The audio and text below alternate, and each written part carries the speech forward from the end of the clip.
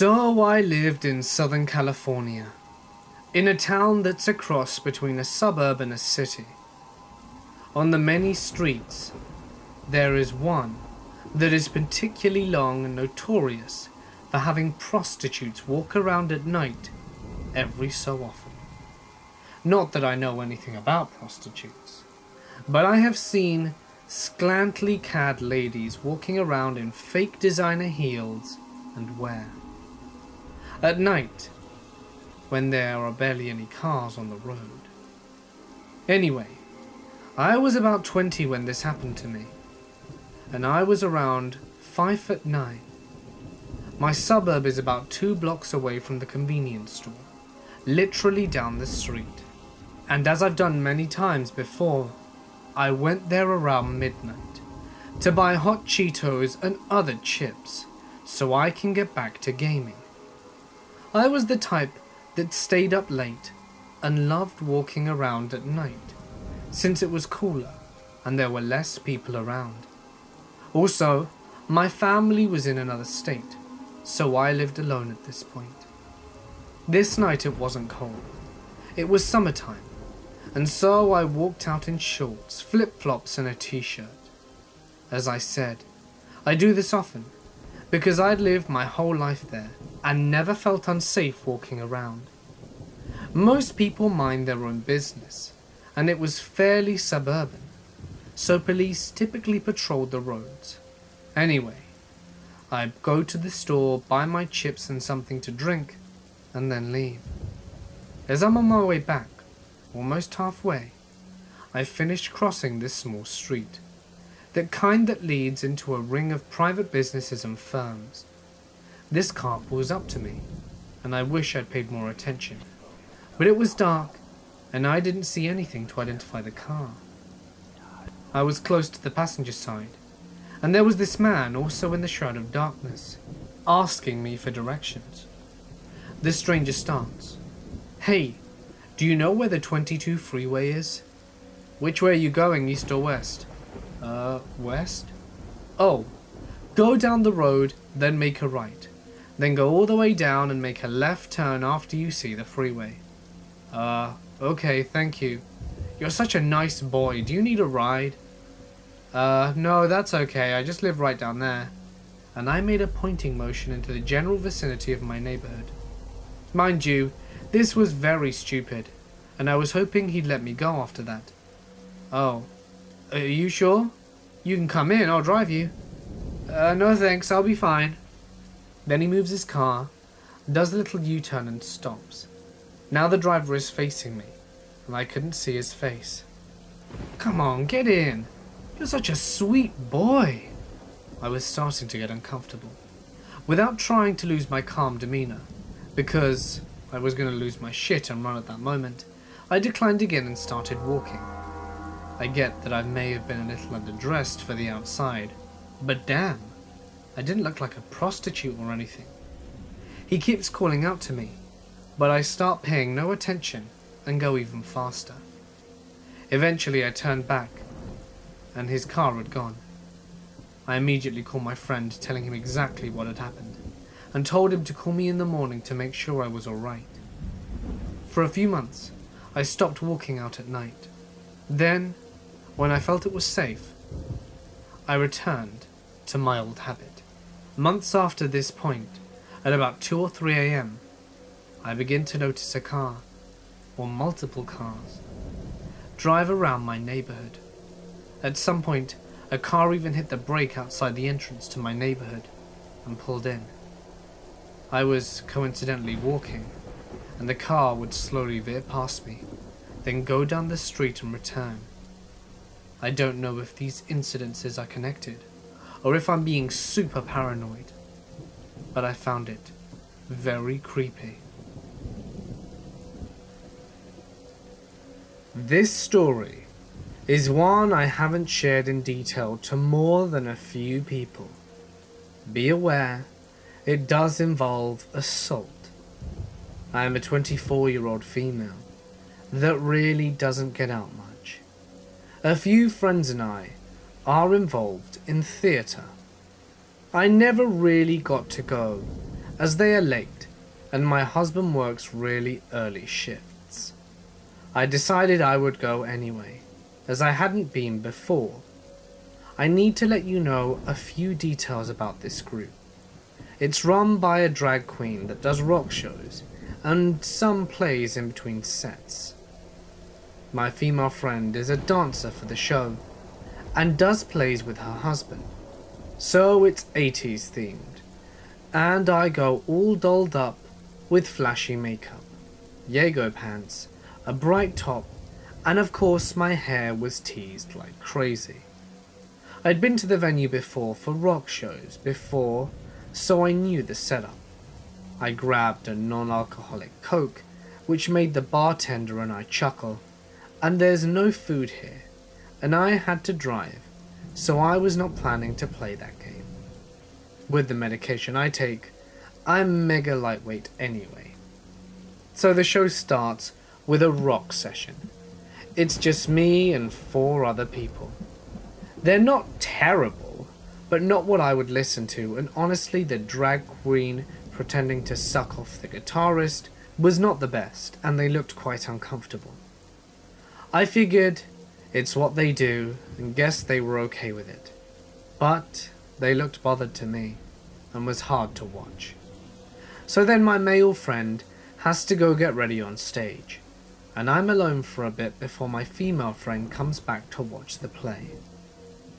The whole play happens, which was The Breakfast Club, and not really my thing. I came there to support them though, so I was still going to clap and cheer regardless.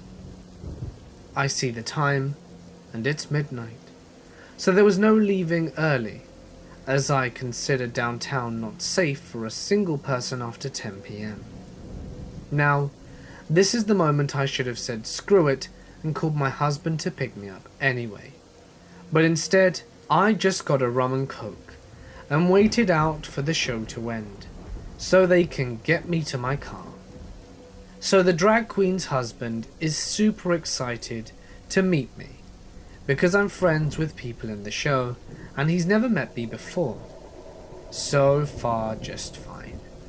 I noticed he's definitely drunk as hell, but he wanted to be in picture, so I was like whatever, and took one.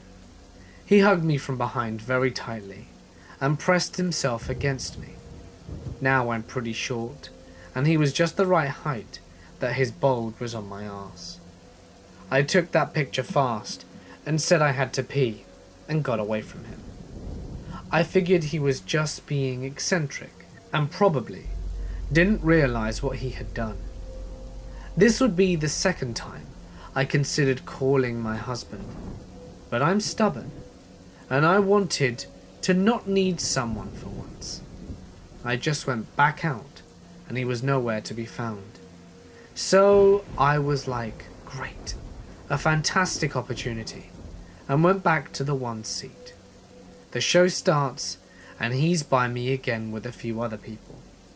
He tells us, I know I love dick, but I still love boobies, followed by touching the top of my breasts.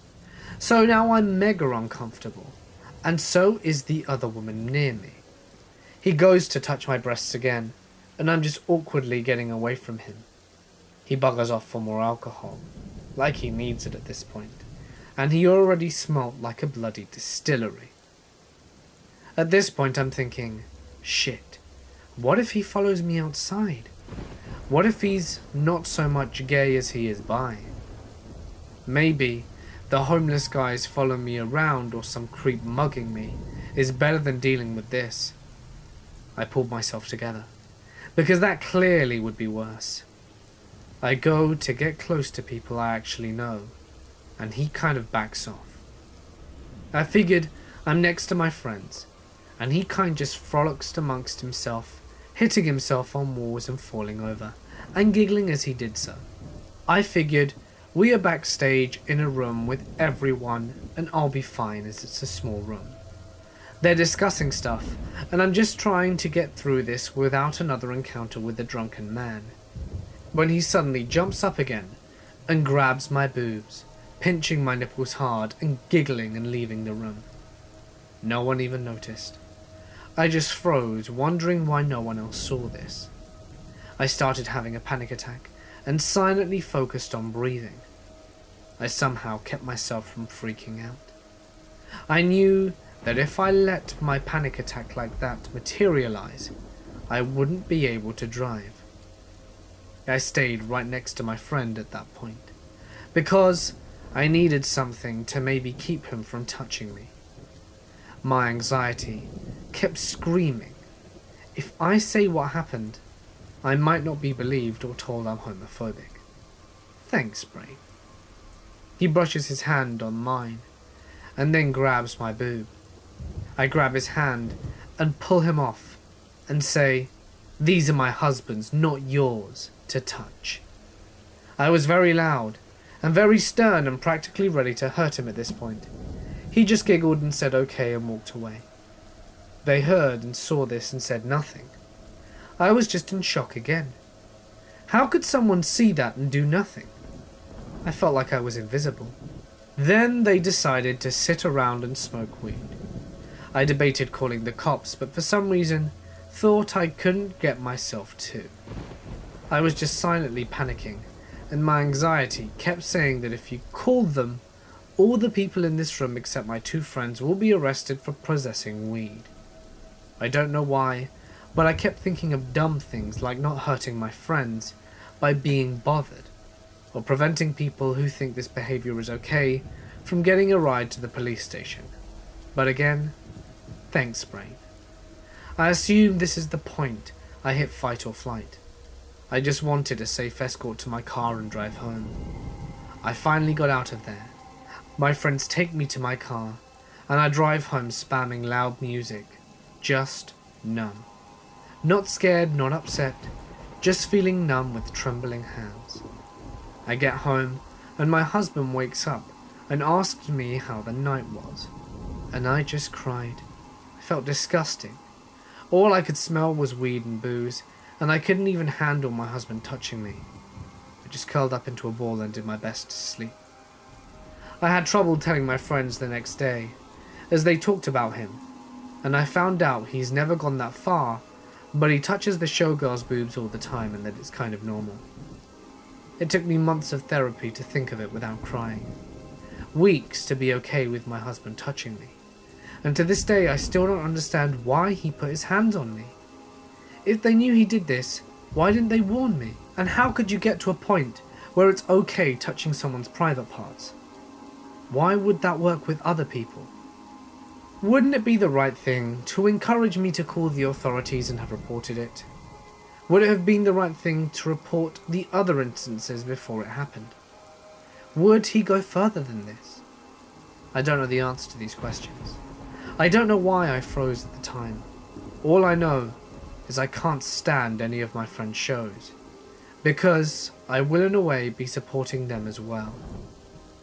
My husband is super protective now, and I hope he doesn't meet the man for his sakes. My husband isn't ripped, but he would easily hurt the scrawny dude, and I don't need him getting in trouble like that. I don't trust anything now. I've always had bad anxiety, avoid confrontation, and I never let anyone stand too close to me for too long, if I don't know them. I also don't go anywhere without my husband unless I know I have someone else to trust around me. For me, fear in a movie, story or manifestation has nothing to do with the fear of being violated or unsafe. Don't be afraid to grab someone or push them away if they're making you uncomfortable. As my therapist said, you will never be prepared for this, so there's no guarantee you can protect yourself. But you should never be a doormat. No one deserves to be treated like that. You should always respect yourself and expect the same from others. This is the scariest episode from my childhood. It took place in 1991, when I was 8 years old. I lived in a village on the Norwegian countryside, and my parents and my two older brothers lived there with me. There weren't many kids around for us to play with, so we would always be stuck together, despite the age difference. I was 8, and my brothers were 10 and 12 respectively. It was a safe neighborhood, and we were outdoorsy kids. It was fine for us to just return home to eat, and then go back out again to play in the woods, or go fishing in the nearby lake. In the autumn of 1991, my oldest brother dared us to sneak through the hedge to the abandoned property that was located close by. We had always thought of it as a haunted house, but really, it was the old house where the man who started the village brick factory once lived. No one had lived there for ages, and the paint was starting to peel off, and several windows were broken. Our parents would always tell us to never go in there. Their reason was, of course, that they feared that we would get hurt whilst playing there. But we thought it was simply because the house was haunted. But that day, we dared to walk around in the garden, or what you want to call it.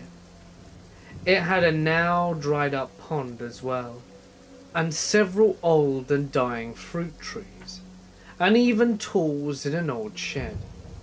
It looked as if someone had just walked out one day and never returned, leaving everything as it was. We soon came to think of the garden as ours, and we played there all the time. We climbed the trees, used the tools to build things. It was great, our very own secret playground. We suspected that people in the village had seen us, because soon our parents would ask us if we had gone there despite being strictly forbidden, which of course we denied. But someone must have complained. We were rather loud and untamed kids. Until one day, it was November. I remember since it was the day before my birthday. It was a damp and rainy day, and we weren't really in the mood for playing outside. But our mum had chased us out the house so that she could clean in peace, and we wouldn't be allowed back until an hour later. So we decided to try and open the old cellar. We opened the doors and climbed down to have a look. The plan was to write our names on the inside of the cellar and mark it as our own. Suddenly, the hatch slammed shut above us, and the cellar became completely dark. I started screaming, and my older brothers tried to open the hatch, when my oldest brother pushed the hatch open, and he saw a man's hand holding a small axe. "Come on out, trespassing little brats." The axe close to the opening of the hatch. "Hell no," shouted my brother, and slammed the hatch shut from the inside. "All right, little brats. I know you're all in there. All 3 of you little shits. Does your mummy know where you are? Does she? I bet she doesn't. No one will look for you." We heard him dropping the axe and starting to move around with something. We soon realized that he had taken a hammer, and before we knew it, he had started to nail the hatch closed. I threw myself at the hatch, determined to get out. But the moment the hatch opened just a tiny bit, he reached for the axe. "Come on now.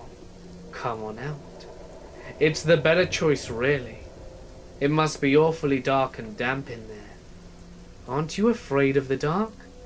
Go on. Let your little brother out." He laughed, and we could clearly hear that he was drunk. My older brother was pleading with the man to let us go, promising that we would never return. But his words fell on deaf ears. The rain had started to fall really heavily now, and we had heard thunder outside. The drunk man with the hammer was cursing and moving around outside, clearly bothered by the bad weather. "I might come back to let you out one day, or maybe I'll butcher all three of you," he said through the wooden doors as he hammered the hatch shut. We were too terrified to do anything, but my older brother told us to stay calm and it would be okay, as surely he was just out to scare us. The dark was compact inside the cellar, and it was cold and damp, and after a long while of silence from the man outside, we started to wonder if he'd left. My brother decided that we should count to 100, and then try to get out. We counted loudly, and then used our hands to find the hatch. It was definitely nailed shut, and my brother told us to feel the stone walls for loose stones, and we did, cutting our palms on the sharp edges.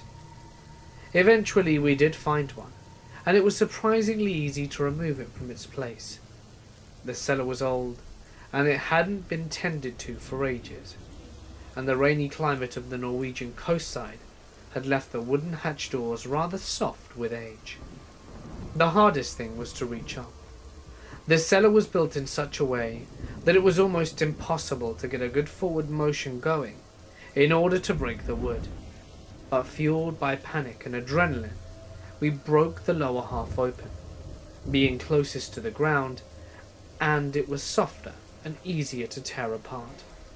We started digging the earth with our hands, creating a small opening out.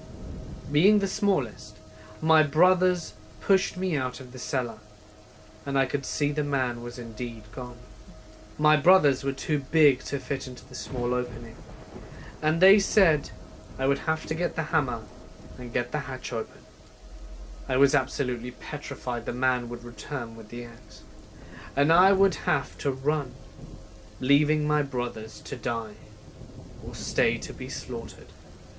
At 8 years old, I had no doubt that would have happened. I got the hammer, but couldn't get the nails out. So I used the hammer to simply break the hatch to pieces. Soon, we were all three of us running for dear life, across the garden and home, where our mum threw a fit over the state of our clothes and hands and demanded to know what we had been up to. "Nothing," we lied, unsure of what to say. We never went back there again. We never even looked that way. The man with the axe? We had no idea who he was or where he came from. I wonder if he was just a drifter living in the abandoned house, not wanting noisy kids to disturb the peace. This is by far the most fearful episode of my life. We never told anyone about it, but every year, when me and my two brothers reunite in the family home for Christmas, we like to ask if there's any news about the ghost house down the street, if anyone has moved in yet. I am a 25-year-old female. I was 23 at the time this took place. I had been a college student, but had to quit due to a major surgery in my leg.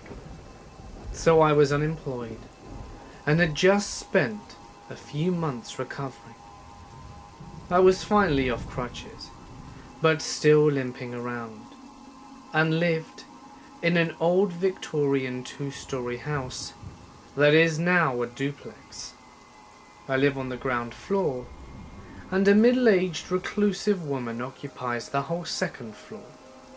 There are separate outside entrances, you see, and I live with a male housemate that was also a friend that is a few years older than me, and was employed as a security guard at a local casino. Our street is known for being seedy, and not a good neighborhood, but I've always felt pretty safe, never had too much trouble. One night, As I was home with my roommate and my boyfriend, we were all watching movies in the living room, which is out in the front of the house. My roommate's girlfriend then comes over drunk with another male friend of ours.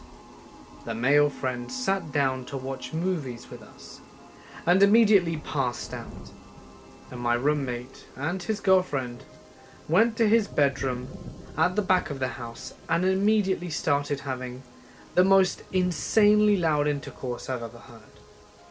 She always sounded like a trashy porn star. But anyway, a few minutes into the session, my boyfriend and I were still watching the movie, and we hear a loud scream coming from the back of the house. We couldn't distinguish what it was, maybe something getting knocked over, but we figured it was just my roommate and his girlfriend being extremely loud and all over the place. Eventually, they finished and the house was finally quiet. Our movie ended and we decided to go to bed in my room. My room is in the middle of the house and shares a wall with my roommate's wall, and the living room on the other side. My bed was against the outside wall of my room, parallel to an old window that slides up and down. The side and back of our house are pretty high off the ground. Looking out the window, it's a decent drop to the ground. Outside my window are vertical and horizontal beams that extend to hold up a little porch balcony for the lady upstairs. It really ruins the view, having beams right there. My boyfriend went into my room and took off all of his clothes and jumped into bed. I started to take off my clothes too, but stopped when I noticed the screens of my windows missing and it being open. I had a cat that at the time was indoor only, so my first thought was, the screen is missing. Striga must have gotten out of the window. Then I noticed that the window was pushed up way more than I thought possible. I kept thinking of my cat though. I was obsessed with keeping her inside. My first thought was to look under the bed and to see if she was maybe under there. It was dark, but I saw a black mass and reached out to grab her, and thankfully she was still inside. The black mass wasn't her. It was a black hoodie. And someone was in it. I had grabbed someone's arm. For some reason, my first thought at that moment was that a friend was playing a prank on me, and it was probably someone I knew. So I kind of laughed it off and said, "Hey, there's someone under here." Then I lowered my face to meet his face, and I realized I'd never seen this guy before in my life. This was not a friend, and not a joke. "I don't know this guy," I said in a less slightly calm voice, and my boyfriend was completely naked, and told me to grab my gun, as I was nearer to the closet than he was. "Stay where you are!"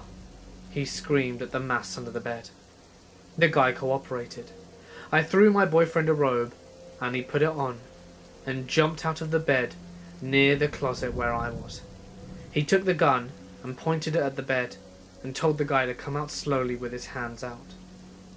Since my roommate is a security guard, I ran to wake him up for backup. He rushed into the room, and the three of us stood there with a teenage boy wearing a black hoodie coming out from under the bed. We were all kind of in shock, and we started to question the kid, who cooperated with us completely. He was being quiet and humble. His eyes shook violently from side to side, as if he was high or something. My roommate searched him. We emptied his pockets, and he had condoms, lube, porn advertisements from the back of a dirty magazine, and some dirty pills that he told us were Vicodin, but they were really just extra strength ibuprofen. He also had a pair of my dirty underwear in his pocket. Dirty underwear that I had just had my period all over. That was the most disgusting part. We found ID on him as well, and a business card from a youth probation officer, so clearly he was a troublemaker. We also found a piece of paper with names and phone numbers on it that indicated he lived with his mother in a hotel room in a notorious drug motel that catered to prostitutes and meth. His high school ID was from Hooper High, and he was clearly from the local Hooper Native American tribe, or at least part Hooper Native. When we saw he had no weapons, we started questioning why he was in my bedroom under the bed with all that stuff, and asked if he realized how serious this was. He quietly replied that he had sex from the street and thought he could have some. Basically, he was a horny teenage boy on some sort of drug, riding his bike around at night, and my roommate's trashy girlfriend's sex noises were like a siren song in the night to this kid. He was so overcome by his horniness that he scaled the scaffolding and beams near my open window and crawled in under my bed, probably to masturbate, to what he thought he was hearing in the next room. He probably jizzed on my underwear. He then kept apologizing and saying he was sorry and God knows what. I was in shock and disgusted and wondered if he would have raped me if I'd have been alone. But we all felt a little compassion for the stupid kid. His fate was basically in our hands at that point, and we debated whether or not to call the police. We finally decided not to, and we basically lectured him and told him how lucky he was that he crawled into my window and not someone else's, because we could have shot him or called the police and had him arrested, and whatever he was on for probation for would have been a lot worse. He kept thanking us and was super humble at that point. My roommate then escorted him out the front door and took his bike that he had left on the lawn and walked him to his shitty motel and watched him go inside. We kept all of his stuff. He didn't have money, just trash, IDs and phone numbers, and made sure to tell him we had his IDs and we knew where he lived. We had his mum's number and his probation officer's number, and that if we ever saw him on the street again, he'd regret it. A drunk friend and my other roommate's girlfriend slept through the entire ordeal, and we told them next morning what had happened whilst they slept. This all happened a bit of a long time ago. I am 19 now, and in college. But I originally grew up in a small town in New England. The area is basically in the middle of a few game refuges and is surrounded by farms, fields, forests, and mountains as far as the eye can see. It's beautiful in the fall, but can be annoyingly creepy at times. Honestly, there is a local legend about a Blair Witch cabin on the trail near my house that is legitimately a Pokestop, but I digress. This all may seem irrelevant, but what you need to understand is that crime wasn't something that normally happened at all.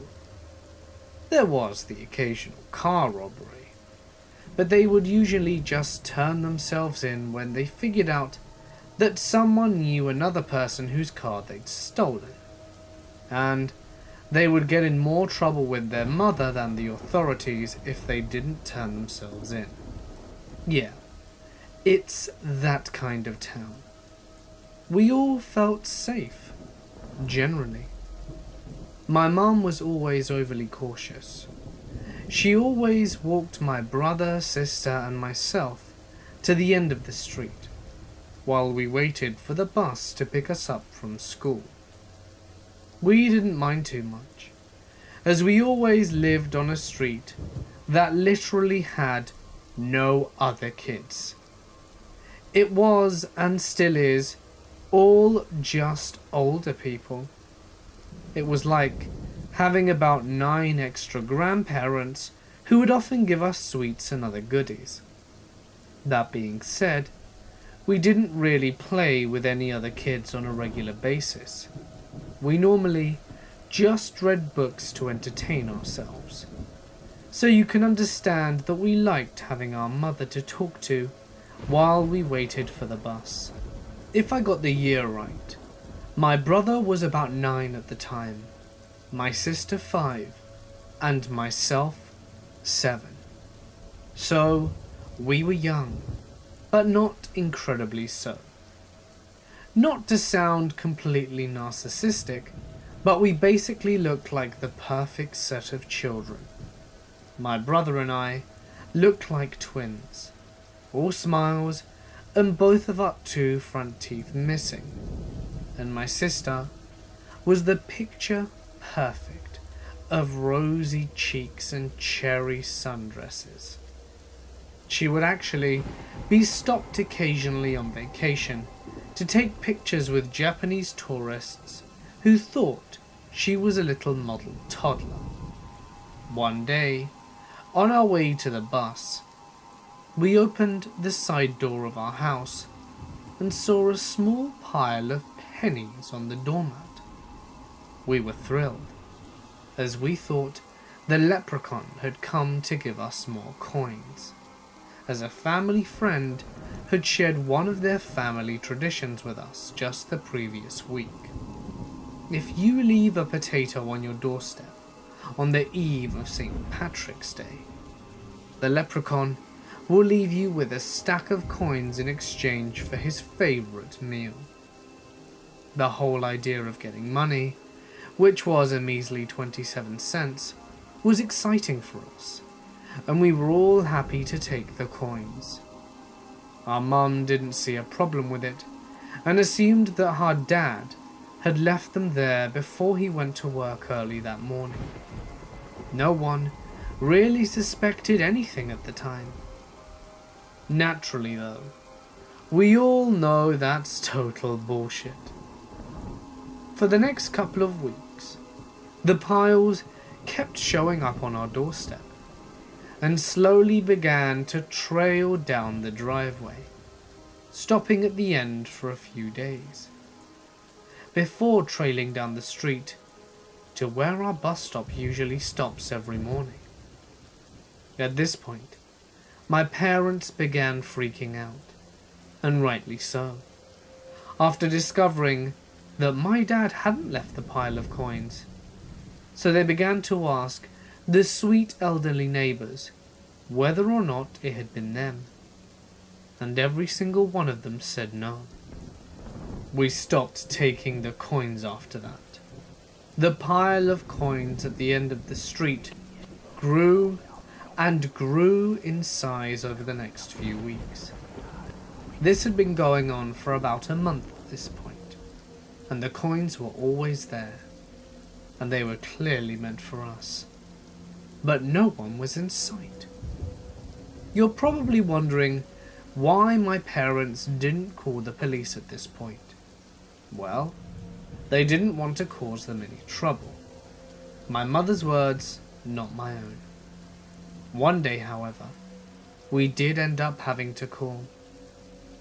We were all standing at the end of the road, besides the ominous pile of coins, when a grey sedan pulls up from behind the tree line and parked across the road from our street. We would have thought this was normal, as many people park there to take hikes, but the car had no plates. The only way this vehicle could have been more nondescript would have been if it were painted camouflage. The clincher for us was the red scarf we saw tied to the car's side mirror. It was the same one that we had tied on our mailbox to let the bus driver know if we were all sick and wouldn't be coming into school that day, and it had been stolen months ago.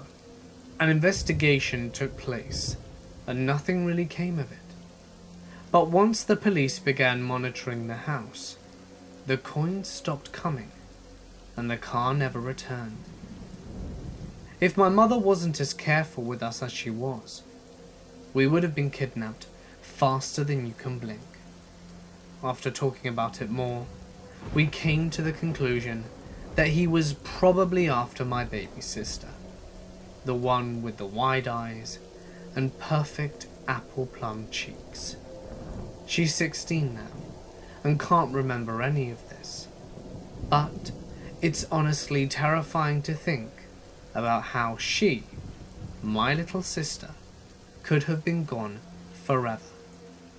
The part that scares me the most about this is that the guy wasn't your usual kidnapper. He was patient. He waited for months and months to try and get his hands on us. He watched our house, our family, learnt our rituals, and was trying to find an opportunity. He watched us walk to the end of the street every morning for the bus. He knew when we were sick, and he saw us leave the potato out on the doorstep for the leprechaun, and then he knew how to reel us in. The asshole knew everything, and will never know how. Soon after, our dad thought it would be safer for us to have self-defense classes. And although it may sound like I'm making this up, my siblings and I have all trained in Shaolin Kempo, 2 of us sporting 2nd degree black belts. Basically, my tiny sister could throw a grown man over her shoulder at the age of 11. I don't really want to know where the douchebag is, but don't let any kids fall for the coin trick, like we almost did.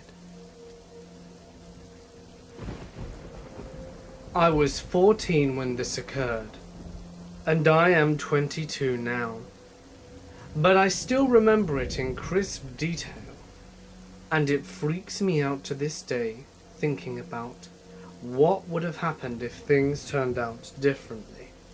School was out for the summer, and I had convinced my mum to send me to Russia for a few months to visit my grandparents. We moved to North America when I was little, and I hadn't been back much since. Plus, I thought it would be fun being on my first trip abroad by myself. She agreed, and off I went on my first solo transatlantic journey. My grandparents are great people, and have always spoiled me and my mother rotten, and they were ecstatic that their only granddaughter wanted to visit. So they planned a little vacation of their own with me a few months after I arrived to a popular beach resort in the city of Turkey.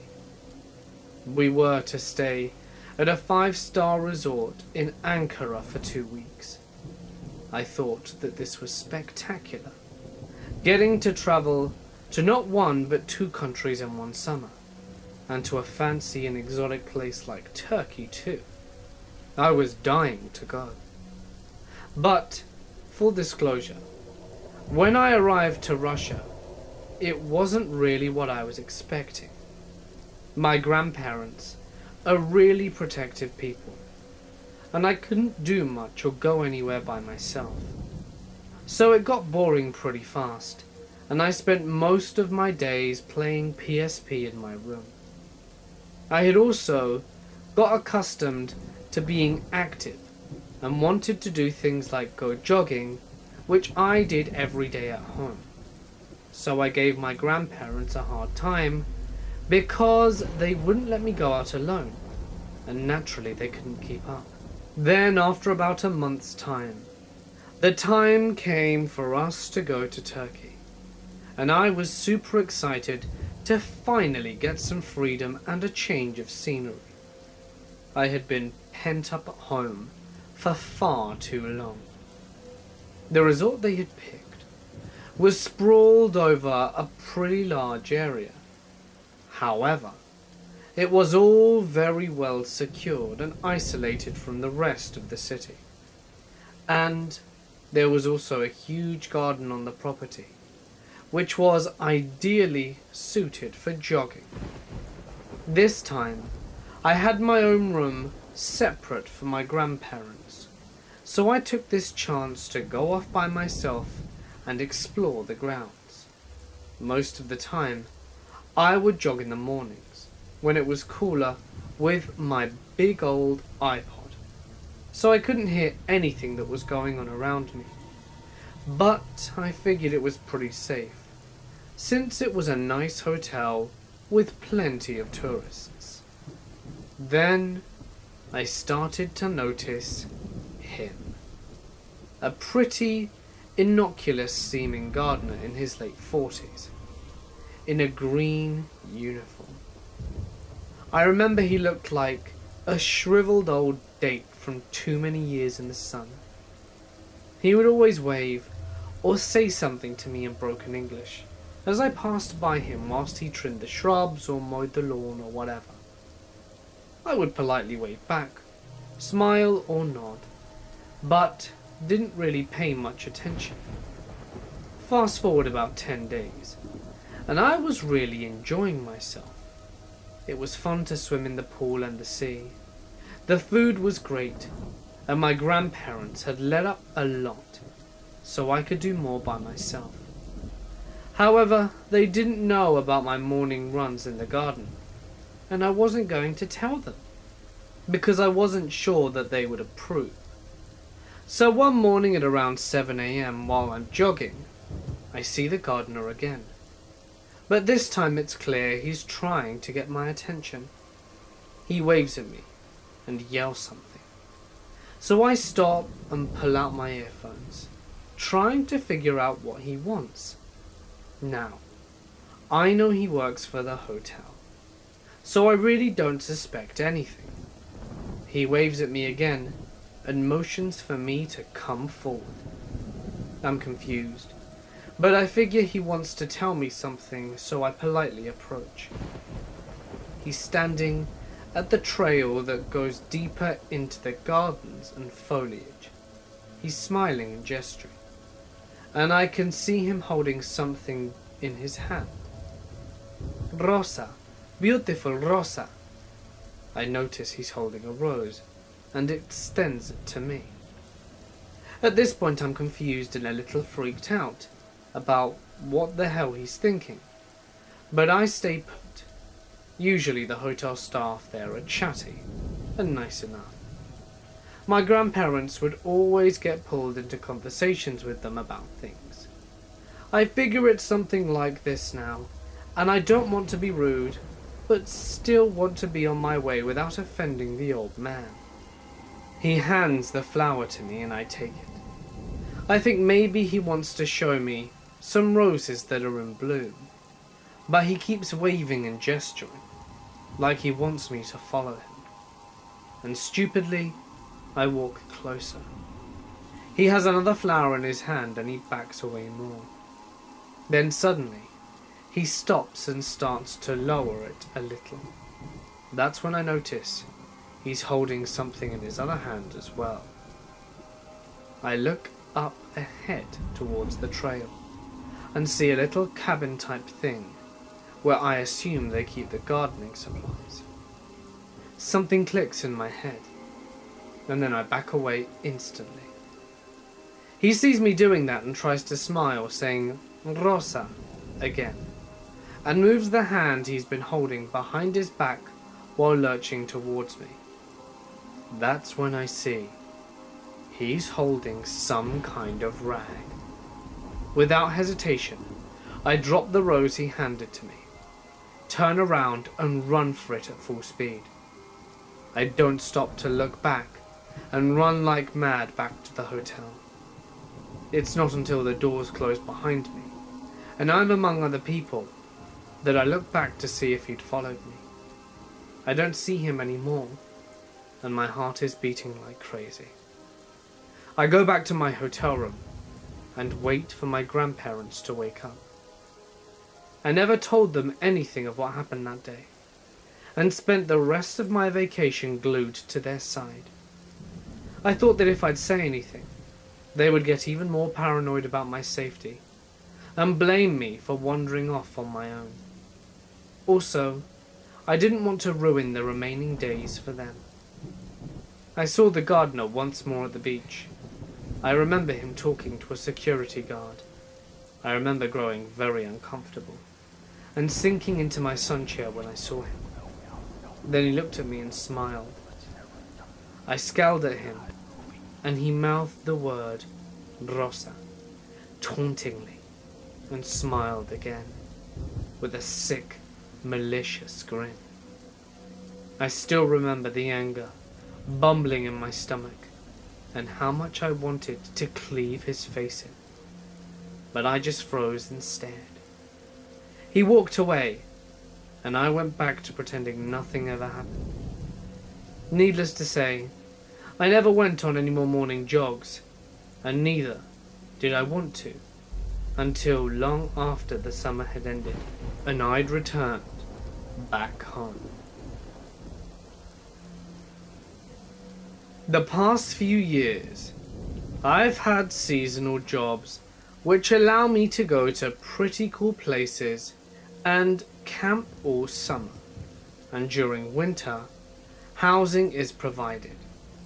Because of this, I do not rent or own a home.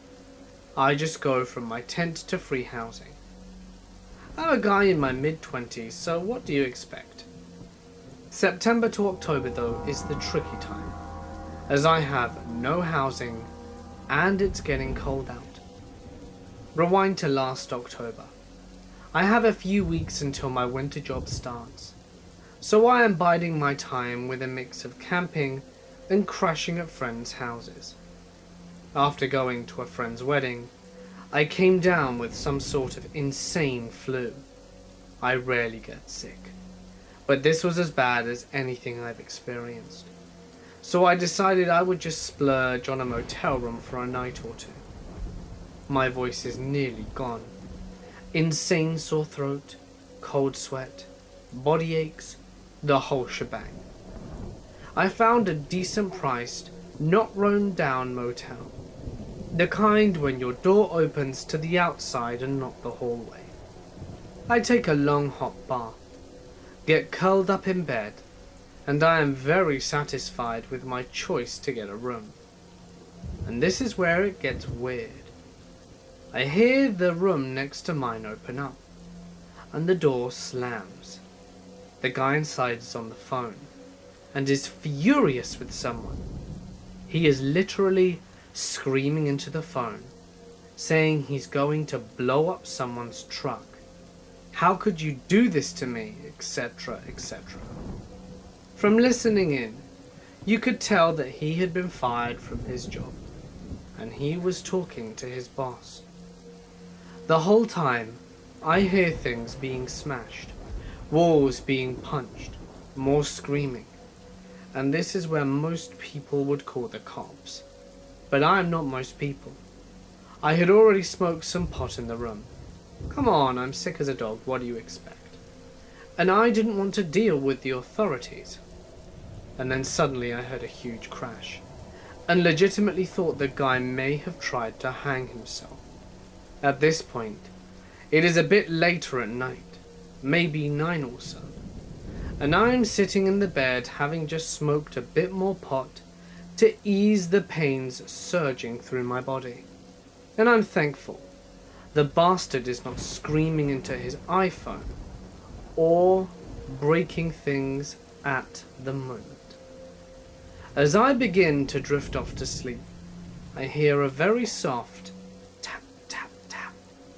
I ignore it, assuming the guy next door is trying to repair something he broke in his rage. Tap, tap, tap. This time louder, and the tapping gets louder still. It's loud enough for my dog to bark. I look up and look through the peephole, and no one's there. I go back to bed and the tapping resumes, and by now I have two emotions. The first is that I'm pissed that someone is messing with me sleeping whilst being sick, and the second is paranoia, because I'm high and my room probably smells a lot like pot. Then I hear someone say very softly, "Bro, let me smoke some." I quickly realize I can either open the door and deal with this, or risk having this person getting pissed and calling the cops. Obviously, dealing with an unstable psychopath is better than the cops, right? As I go to open the door, it slams open in my face, and a guy in maybe his mid-30s pushes me aside and comes in. Before I can react, I notice he has an opened knife in his hand. Shit. He immediately starts asking unsettling questions. Who else is in the room? I tell him just me and the dog, and he says, bullshit. Who the hell else is in here? It's very clearly just me, but I could see that he's an unstable individual. Whether he's off on his meds or on some kind of meth, I'm not sure. He proceeds to make me show him the bathroom, proving there's no one else there, while warning me of consequences if I were to lie. The whole time, I'm debating my options, keeping in mind I'm as sick as a dog, high, and have taken some NyQuil, and basically, I'm thoroughly out of it. Once he verified the place was empty, he goes on a new tangent, all while holding his dear knife and threatening my dog. Do you have any idea who I am? He kept asking. He goes on to say he's undercover FBI, and that I'm in deep shit if I don't cooperate. This whole thing had gone on for maybe 15 minutes, and I had begun to see this probably wasn't going to end very well if I didn't change my strategy of letting him talk. I tell him it seems weird for an FBI agent to barge into a room wanting pot and holding a hunting knife. He responds to that by stabbing his knife in the table and telling me that I don't know shit about federal investigations. And it became more and more clear this guy was a moron, albeit a potentially violent one. In a last-ditch effort, I say something to the effect of, I don't know why you're doing this. If you want to smoke some pot, okay. But otherwise, I'm sick as hell and want to go to bed. He then proceeds to make me load the bowl and take the first hit, to confirm that the pot wasn't poisoned. He took a hit, and it was very clear he'd never smoked out of a bowl, as I had to show him the carb, and where to light, etc. He takes a hit, coughs his lungs out, then smiles and tries to give me a hug, folds up his knife, and asks if I want to go to the bar.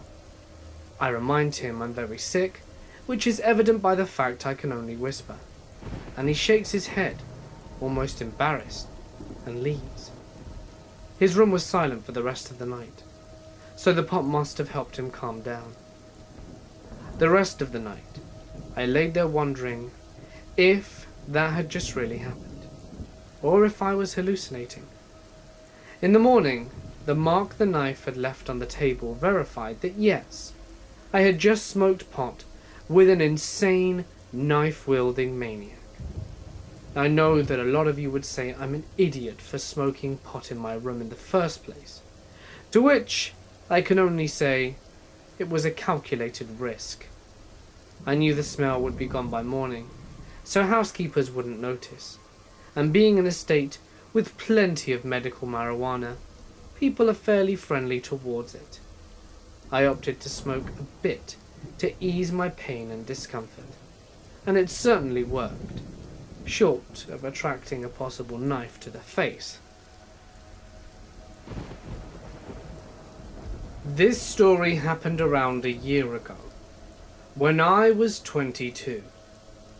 My friend Samantha lived a few streets down at the time, and would sometimes have people stay over at her apartment.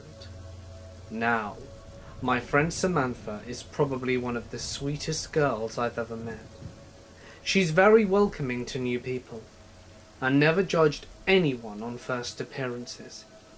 However, she could be a bit naive when it came to opening up to strangers. So I was a little apprehensive when she said she was letting a group of crust punks, which are hipster kids choosing to be homeless because it's cool, stay with her for a week. Anyway, I realized my judgment was 80% wrong when I met her new friends. There were 5 guys. 4 out of 5 of the guys were very nice, fun, and harmless. I really enjoyed getting to know the 4 guys, and felt bad that I had been so very quick to judge. But then, there was Sparrow. Sparrow had long, stringy hair, a bony figure, and a dirty, unkempt face, and a beastly odor of rotten fruit and unwashed dick. But what do you expect from a homeless kid? Sparrow seemed to stand out in the group, as he was older, somewhere in his 30s, and he was hanging with a group of people in their late teens and early 20s. Sparrow was very obnoxious for many reasons. He talked most of the time about pretentious, pseudo-hippie shit, like, I'm better than you, 'cause I've learned the meaning of life through yoga and eating my own organic vegan poo. He would constantly interrupt and talk over others. He would always disagree with everything anyone ever said, even if it made no sense. For example, if someone said something like, I like cheese, he would respond with, no you don't. Cheese is your enemy, ruled by fascist capitalist bigwigs, you dumb shit. All the while chewing corporately owned bubblicious bubblegum. If he was tired of hearing you and wanted to hear his own voice again, he would say something along the lines of, I grow tired of your conversation. And that was his way of, politely, telling someone to shut up. Later, we decided to go back to my place to chill for an hour, before Samantha had to leave for work. When Samantha says it's time to go, the 4 friendly guys say goodbye and leave. Sparrow, however, tries to stay while the rest are leaving. Come on, let's hang out here some more, whines Sparrow. I want to get to know you. Both me and Samantha are looking at each other, concerned and creeped out. I tell him I need to work on school, but he doesn't back down. After 7 minutes of us telling him that he needs to leave, she puts him back and I shut the door. I found out later, right after my door shut, that Sparrow turned to Samantha and hissed, why are you trying to cock-block me? Lol. This smelly homeless guy really thought he had a chance with me? Delusional. After they leave, I notice a fresh wad of chewing gum stuck in my living room rug. I immediately knew it was Sparrow, as he had been the only one chewing gum the entire time I was there. I grudgingly clean it up and go back to working on homework. The next morning, I'm getting out of the shower when I hear a knock on the balcony door. To give you an idea of what my apartment is like, it basically has a glass door leading to the balcony. I'm on the 2nd story, but it's still easy to climb up. When I hear the knock, I'm alarmed, because no one normally would ever climb the balcony just to say hi. They could use the front door, or even the back door. But no. Someone thought it would be a good idea to just climb up into my balcony and knock on that door. I turn around the corner of the bathroom, and guess who I see? Sparrow is peering inside, and mouthing what looks like a question. I jump back into the bathroom, and wrap a towel around myself, hoping he didn't see me naked. When I get to the door, I can hear him asking if his phone was there. I turn around and sure enough, some random phone plugged into one of the outlets was left there. I stupidly let him in and hand him his phone and charger. As soon as he sees me in a town, he smiles and says, "Wow, you look sexy." He comes up close to me, facing me, trying to press his odoriferous body against mine. and he says, "Do you wanna, you know," while bobbing his eyebrows up and down. I give him a look of complete and utter repulsion and say, "No! Oh God, no!" Apparently he doesn't hear me, because he keeps pressing up against me, trying to make me drop the towel, saying, "Come on, let's do it," and stuff along those lines. At this point he is attempting to wrap his arm around me, pushing me backwards. Fortunately, the front door is right next to the bathroom door, and he's close enough for me to open the door and push his frail figure out. I quickly shove him out the front door and say, "No, piss off!" while slamming the door in his face. I'm freaking out, but relieved that I was able to get him out of my apartment. About 10 minutes later, I get a text from an unknown number. The text says something to the effect of, "There's nothing wrong with two friends having fun. Are you sure you don't want me to come over?" I say no. And he responds with, "Wow, you don't have to be such a prude, you know." I proceed to call him smelly and tell him to piss off, and he doesn't respond after that.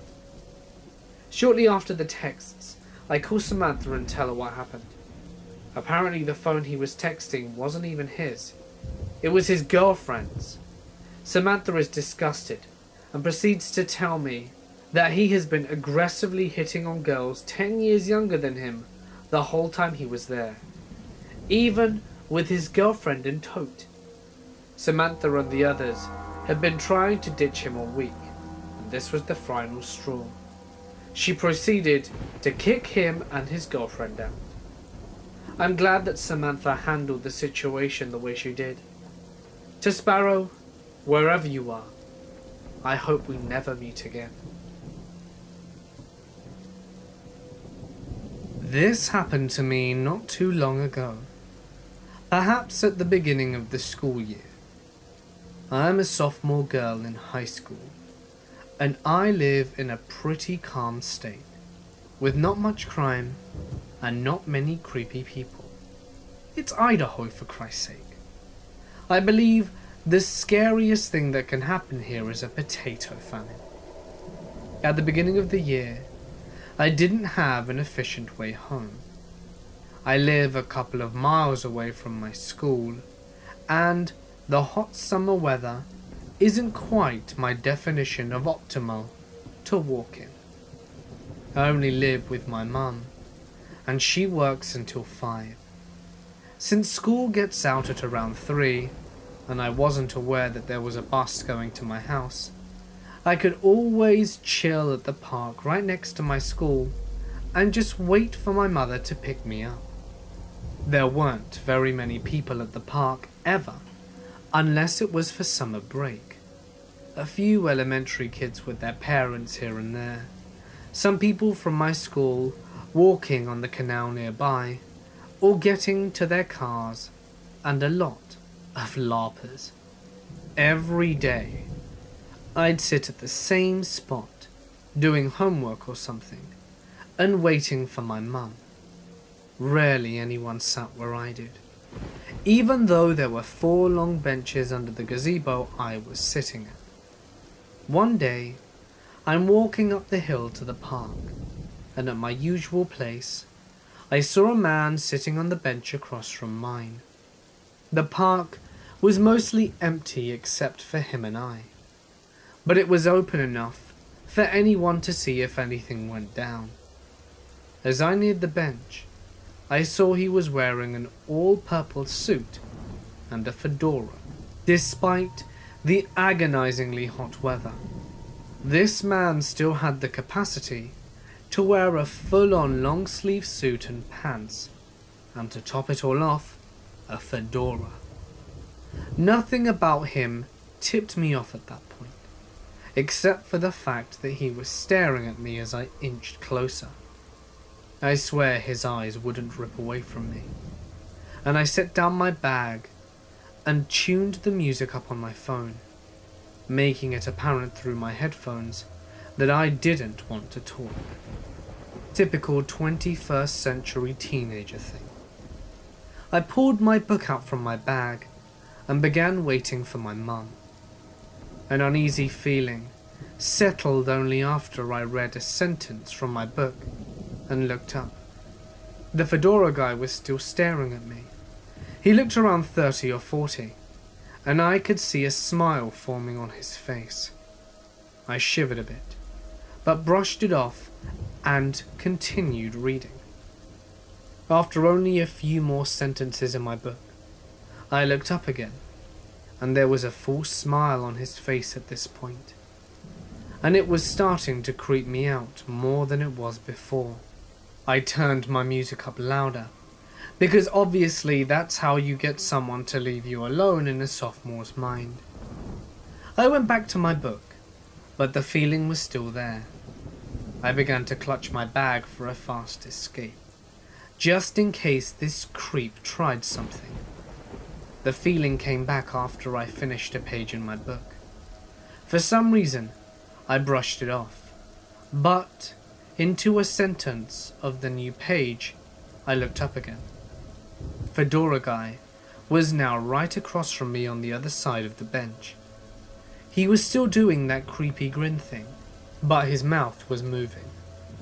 I couldn't hear what he was saying at all through my headphones, and I had the feeling I didn't want to. But even after he was done talking, he stared at me, pointing to his ear as if gesturing for me to take out my headphones. Wide-eyed and immensely creeped out, I did as so.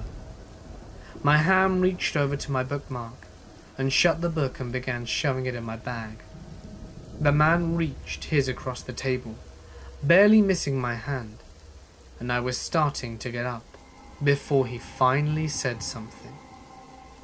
Do you know what the sexual consent age in Idaho is? Dear God. His voice was really high and squeaky. He might have inhaled a couple of ounces of helium. I got up and walked away without a word. When I looked back, he was still staring at me, but his creepy smile was gone. It had now been replaced with a menacing frown, and his eyebrows were furled, and his hands that almost touched me were formed into a fist. I was only a few feet away from him when I saw him stand up. My pace quickened as I walked up the hill.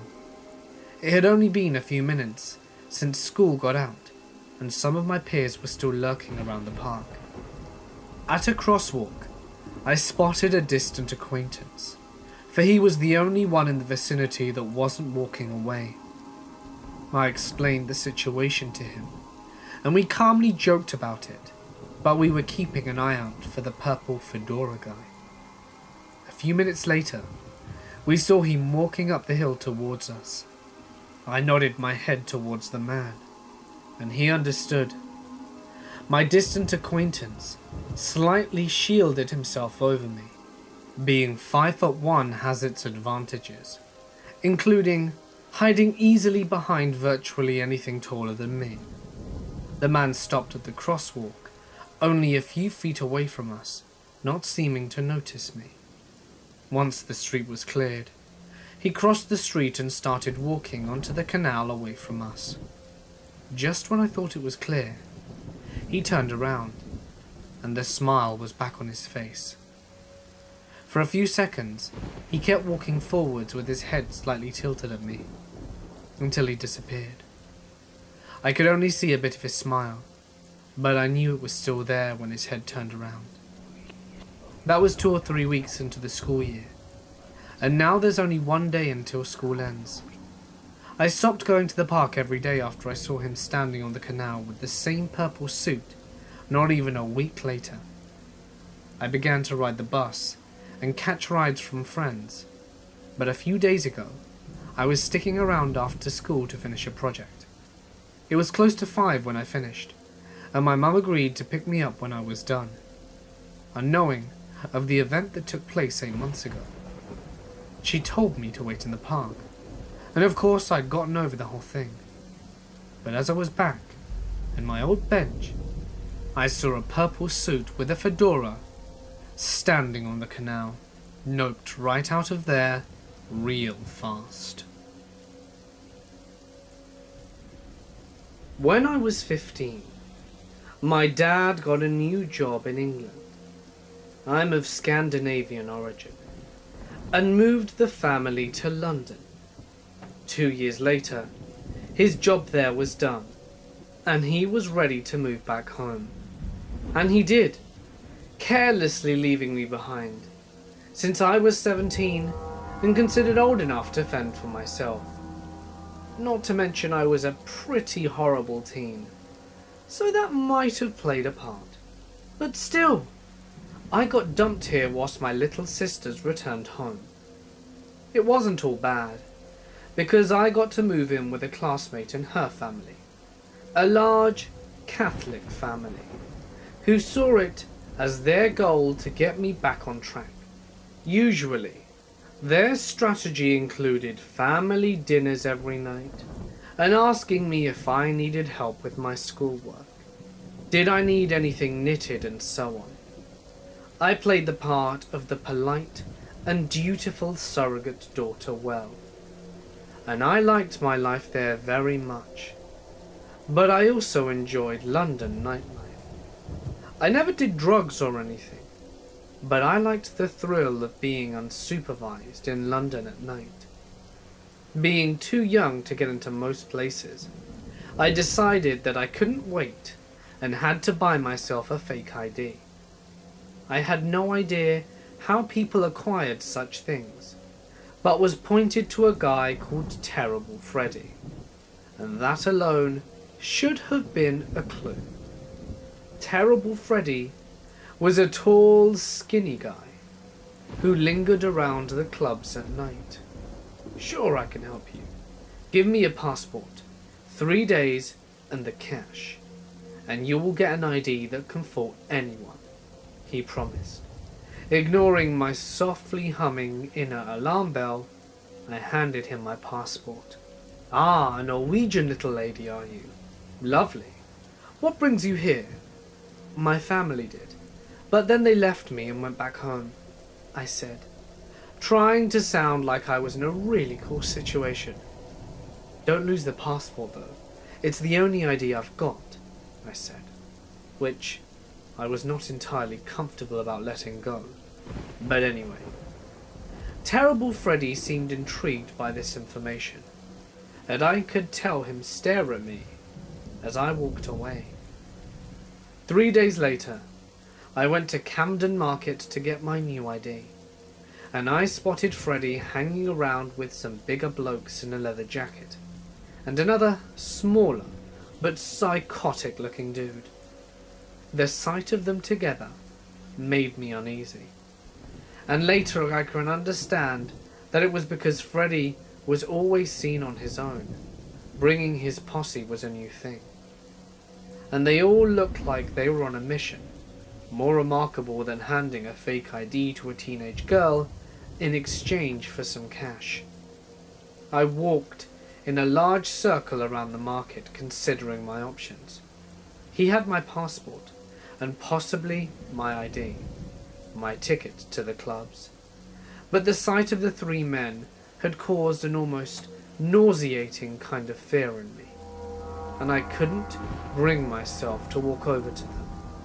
And that's when he saw me. "Gabby! Gabrielle!" he shouted, waving and smiling for me to come over.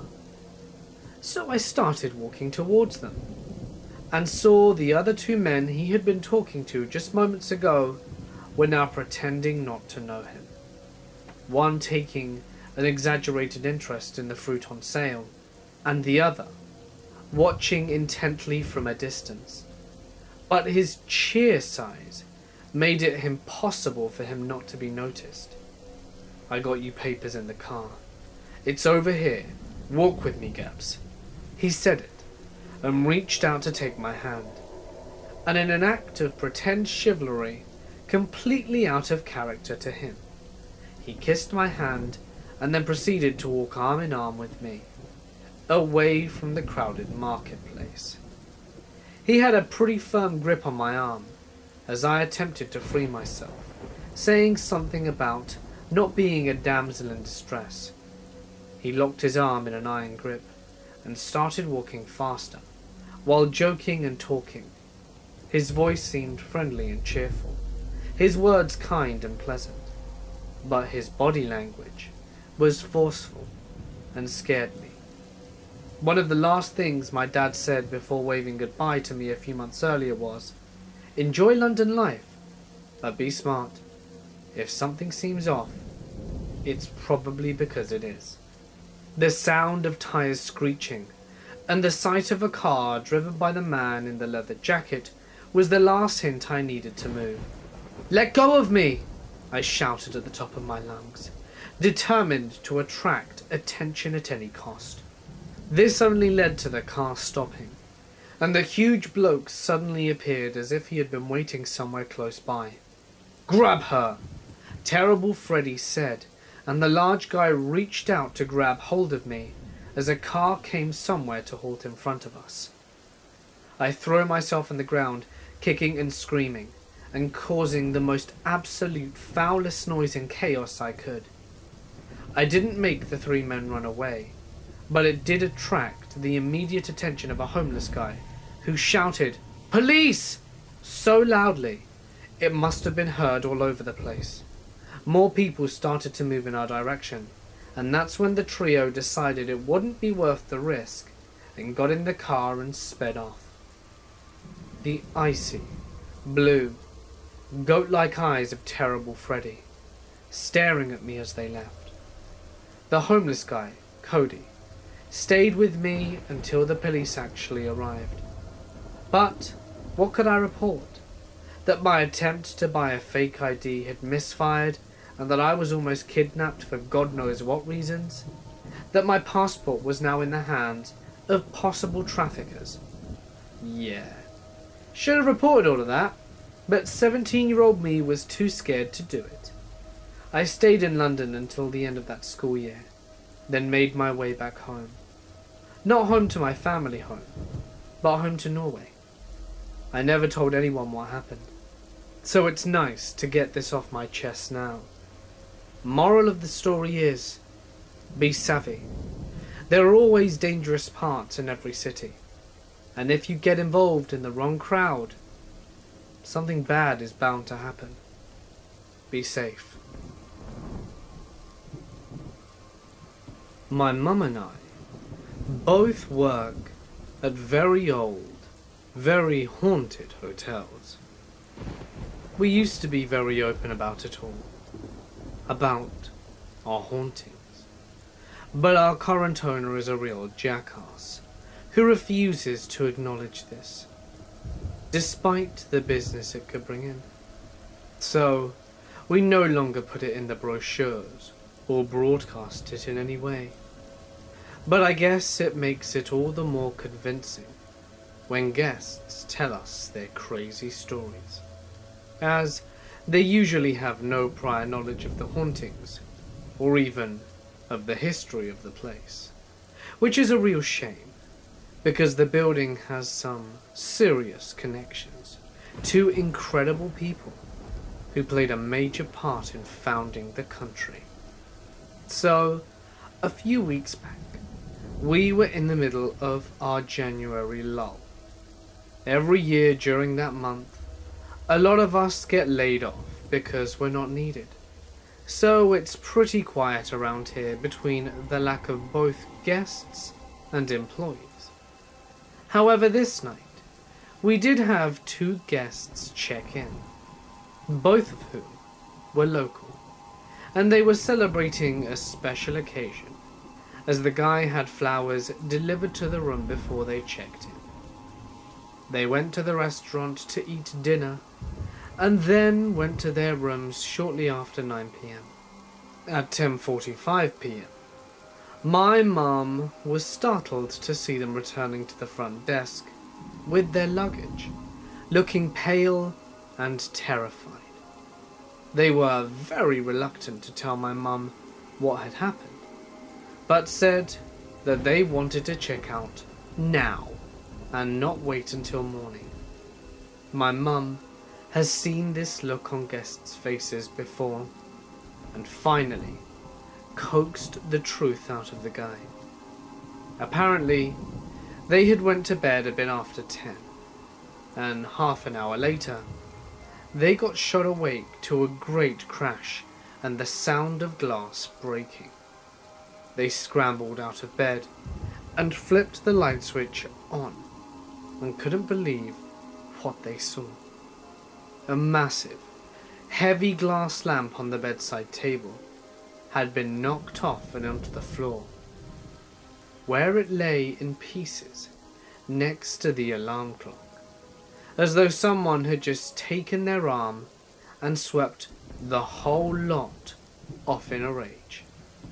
After seeing this, the couple grabbed their things and bolted out of the room, and when they were checking out, they were so embarrassed they didn't even want a refund and refused my mum's offer to just move them to another room, even though it would have been a huge upgrade. The woman just kept saying, "I want to sleep in my own bed tonight." And the guy told my mum, "We may come back one day, but never again during the month of January, when the hotel is nearly empty." My mum apologized as best she could for the craziness and checked them out, and she gave them a refund anyway, since they'd only used the room for a very short while. When they left, she and a co-worker immediately went to view the room and found everything was just as described. While they were marveling at the strangeness of it all, a faint sound nearly scared them to death. It was the woman's cell phone, vibrating under the sheets. She'd left it in a frenzy to get out. They grabbed the phone and headed back to the front desk, where they were met by the guy coming to ask if they had found it, with his wife waiting in the car. He decided to open up a bit more to my mum about the incident, as his wife was already terrified, and he knew it would make it worse. He said that before they fell asleep, he had an uncomfortable and undeniable sense of dread, as though something was going to happen. And when the sound first woke him up, he looked towards the foot of the bed and saw the silhouette of his wife standing there. He asked if she was okay and heard her voice right next to him. She was on the bed. We've had people hear voices and music, see apparitions, and capture incredible images on camera, one of which was a young man dressed in colonial-era clothing, and you can see him clearly down to his hair and belt. But for someone or something to sweep a lamp and clock off a table so hard it breaks the lamp is very unusual. Our phenomena is very rarely of the physical variety, so I'm not sure what to make of this.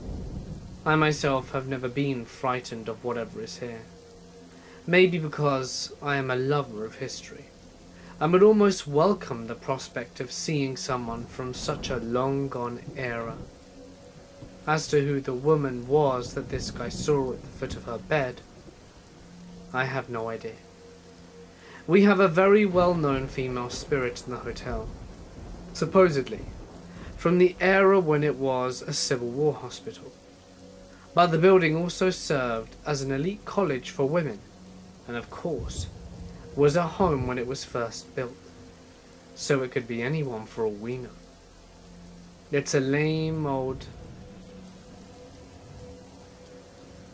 This story happened a year ago. I was living with my then boyfriend and now fiance. Anyway, we lived in a townhouse in the suburbs in a pretty safe area. There had been some robberies a couple of blocks away, but they weren't common, and I felt pretty safe walking home alone at night. So one weekend, my boyfriend's brother Marshall and his girlfriend Amy and her brother Curtis were visiting. We were all just gonna chill and have a couple of drinks and play video games and relax. My boyfriend had his last LSAT, and after months of hard studying, he just wanted to relax before the exam. Unfortunately, I ended up getting very sick. It was the worst flu I've ever had. Extremely high fever. 1 degree higher, and I would have had to go to the hospital. Nausea, headache, body aches, all the good stuff. Of course, I didn't want to stop my friends from having a good time, so they came over anyway, and I just stayed in my room.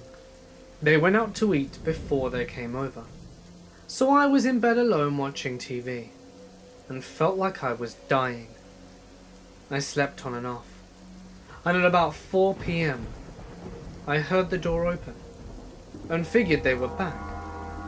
When I called out for my boyfriend and no one came. Even if he were there, he probably wouldn't have heard me. But I knew he'd come and check on me as soon as he came back. So I assumed I had just heard something fall, or the neighbors were making noise. So I dismissed it and went back to sleep. I remember I was sleeping on my back, and in deep sleep, I groggily opened my eyes and thought I saw a figure move across my room. I was so heavily medicated and so sick, I didn't even fully understand what had happened and what that meant. Like I saw the figure, but it didn't connect in my brain that I may have seen someone. And since it was pretty dark in the room, I think part of me just thought it was the TV. Finally, around 7 p.m, everyone came back. They were loud. Amy, who was my brother's boyfriend's girlfriend, was very tipsy. And she's very fun when drunk, so there was a lot of laughter. My boyfriend came in to check on me. He brought me soup. He sat and talked about his day as I ate it. And I asked him to look in the basket under the bed to get me a new bottle of aspirin. We had a full-size bed, and I had one small basket under the bed where I kept an extra bottle of pills, toothbrushes, shaving cream and stuff like that. I didn't know it right away, but thank God he looked under the bed. He put his head up and handed me the aspirin, but his facial expression changed, like he lost all the colour from his face. I didn't think much of it and said, "Thank you." He said, "Come on, I'm gonna take you to the bathroom." He never stuttered. I was kind of out of it, but I remember picking up on it. I told him, no, I really didn't have to pee, and I didn't feel like getting up. And he said, "No, let's go. I don't want to have to climb back up the stairs just in case you need a pee in 10 minutes. I remember feeling pretty hurt by these words, but he was right, since I just had soup and a bottle of water. He walked me downstairs, and I couldn't understand why we couldn't just go to the bathroom upstairs. I think I was so sick I felt too exhausted to question it. He sat me on the couch. "What's going on?" I practically whispered, as my head was hurting a lot. He took out his phone, and his hands were shaking. I asked him what was wrong, and I will never forget how my heart sunk, and I felt like I couldn't breathe when he whispered, "There was someone under the bed." Amy laughed so hard. I laughed thinking it was a prank, but it felt serious. My boyfriend's brother suggested we get out of the house, and so we did. And as we're leaving, we heard a thump upstairs. We quickly left, drove away and called the police. The police came and searched, but didn't find anyone. He must have known we suspected he was there. My boyfriend couldn't give any description, only that he saw sneakers. But it was so dark he really couldn't see. Scariest thing that still leaves me on edge is that the police found a knife under the bed.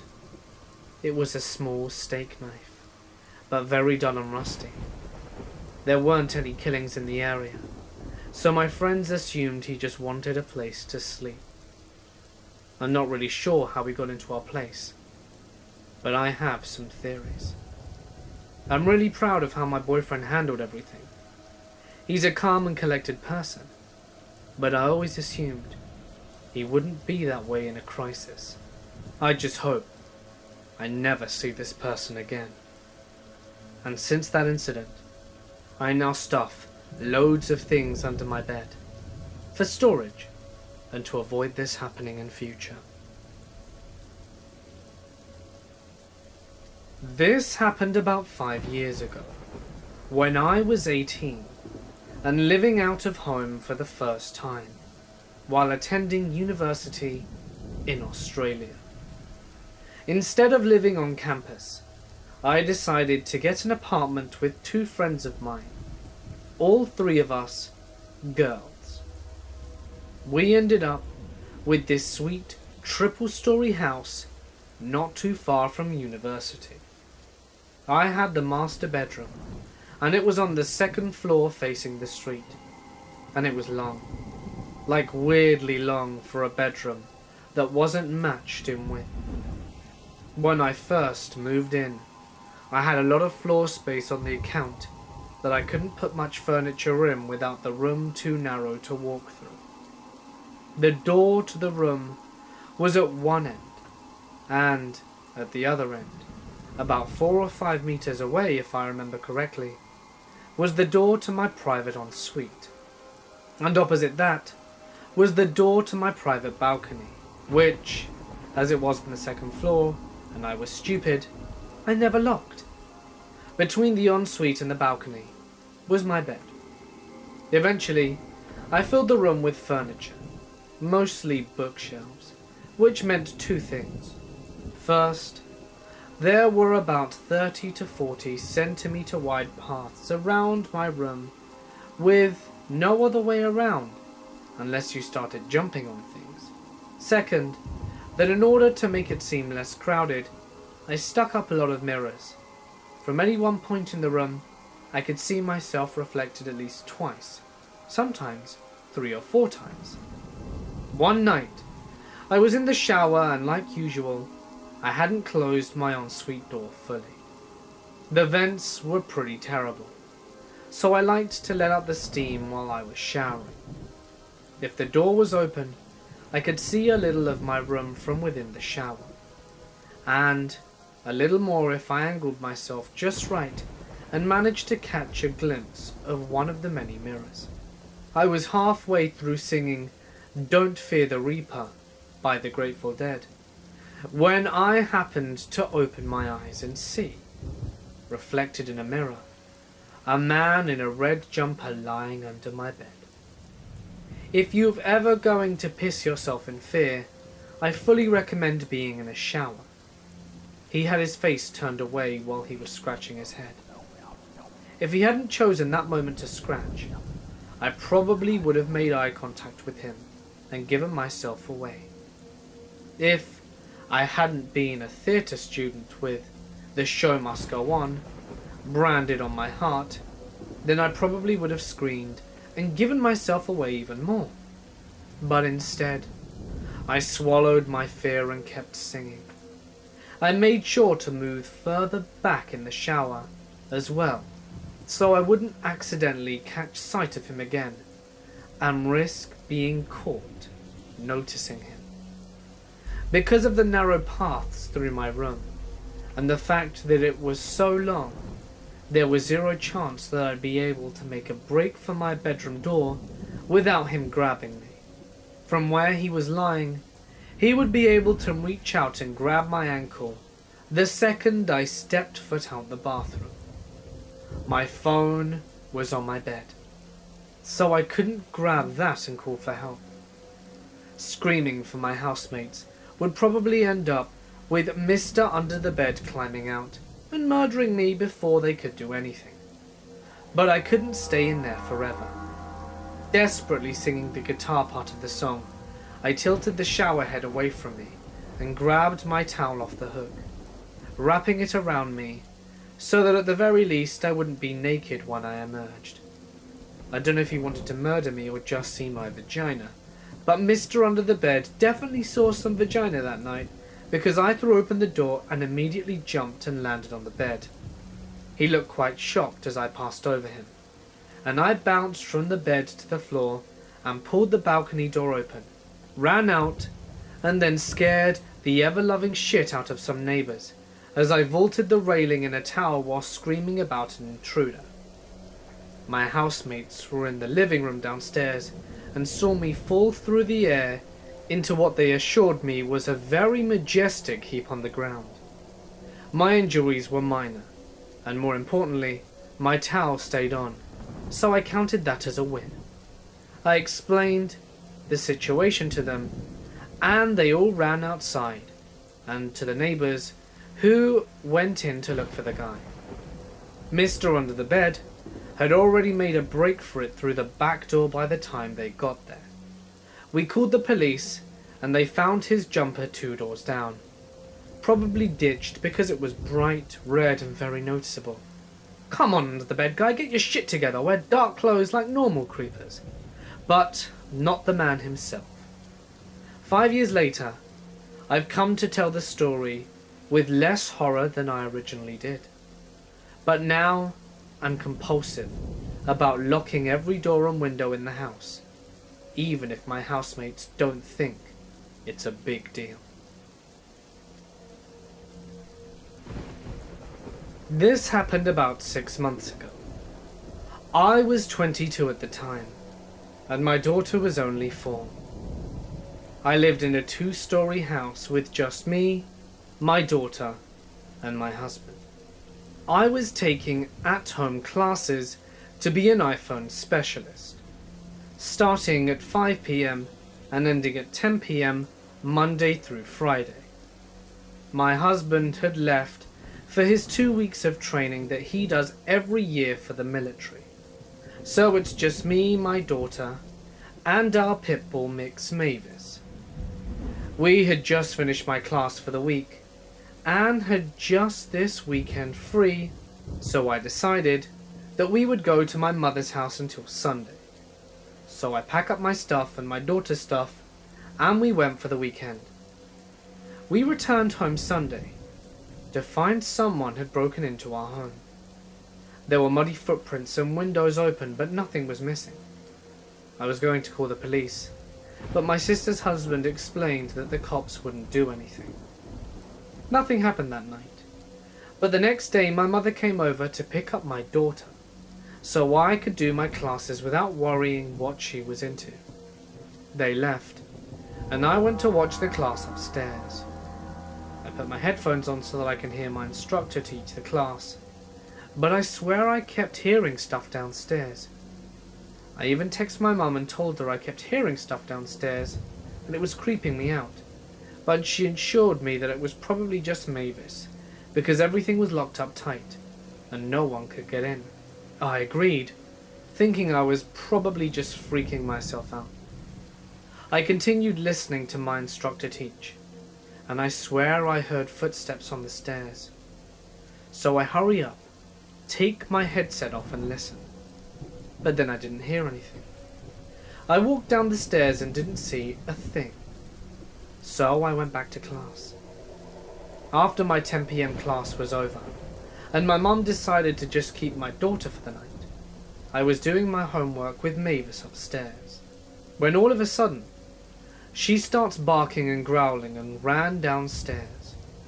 Now, Mavis will usually bark and growl at the slightest noise outside, so I didn't think much of it, but decided I should check it out anyway, because of what happened while I was at my mother's.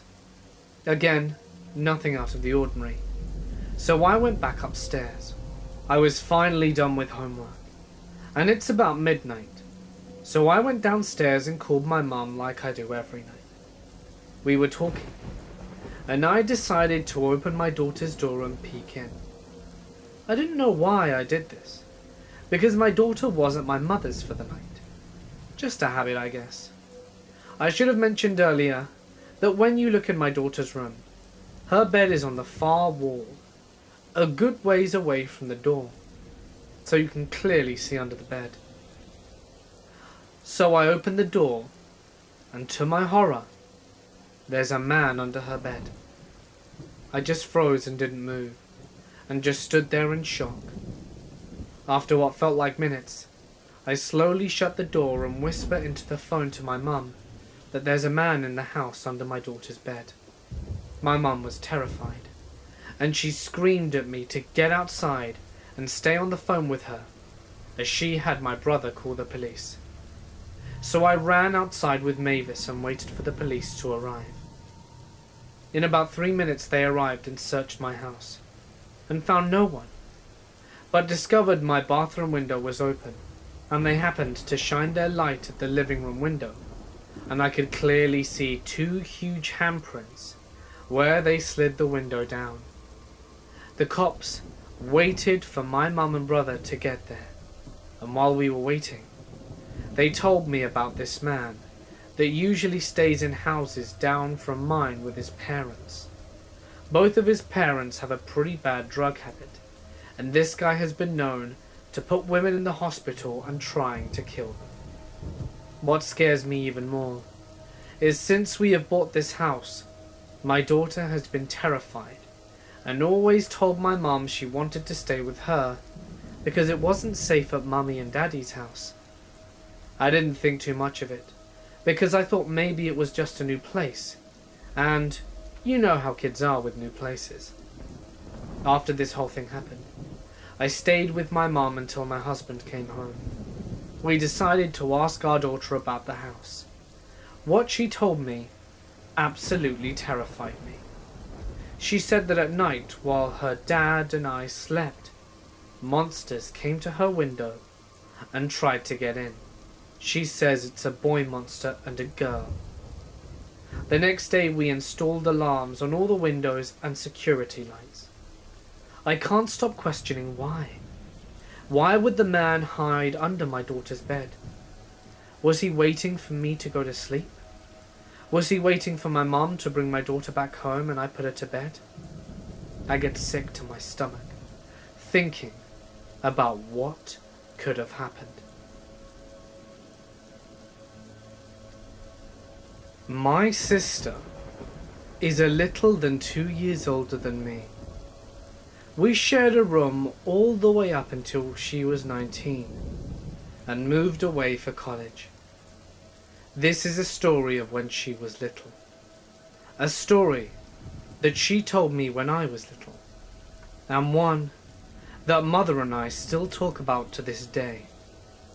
My sister is now trying to convince herself that it was a bad dream, but she never did like talking about it.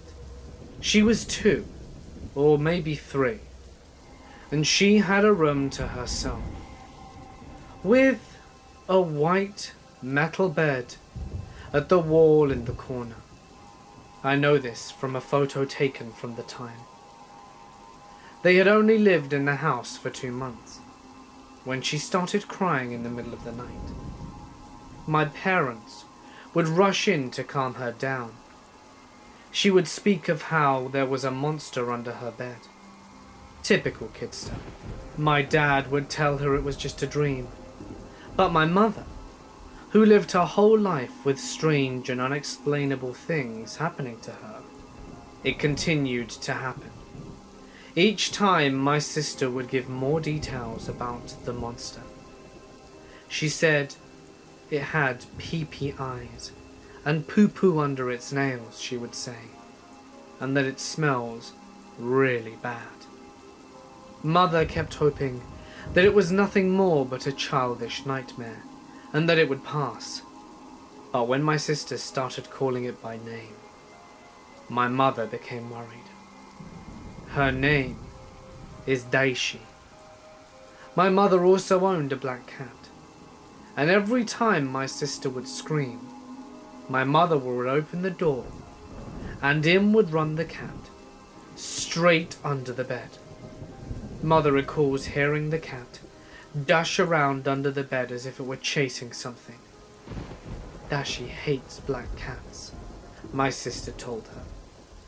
The cat would even stand guard while my sister slept, and I have read that black cats ward off evil spirits and demons.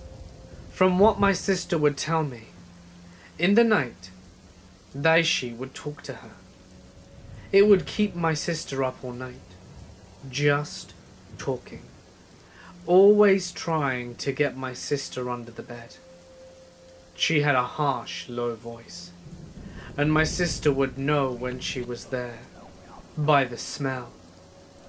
She would look over the side of her bed and see an arm gesturing at her to come. I asked her how she knew what its eyes looked like, and she explained that at one point, Daishi tricked her. She had gone to her room, and our elder half-sister was sitting on her bed. You see, our elder half-sister lived in Hawaii, but she would visit sometimes. My sister was surprised and happy to see her, and they started playing tag.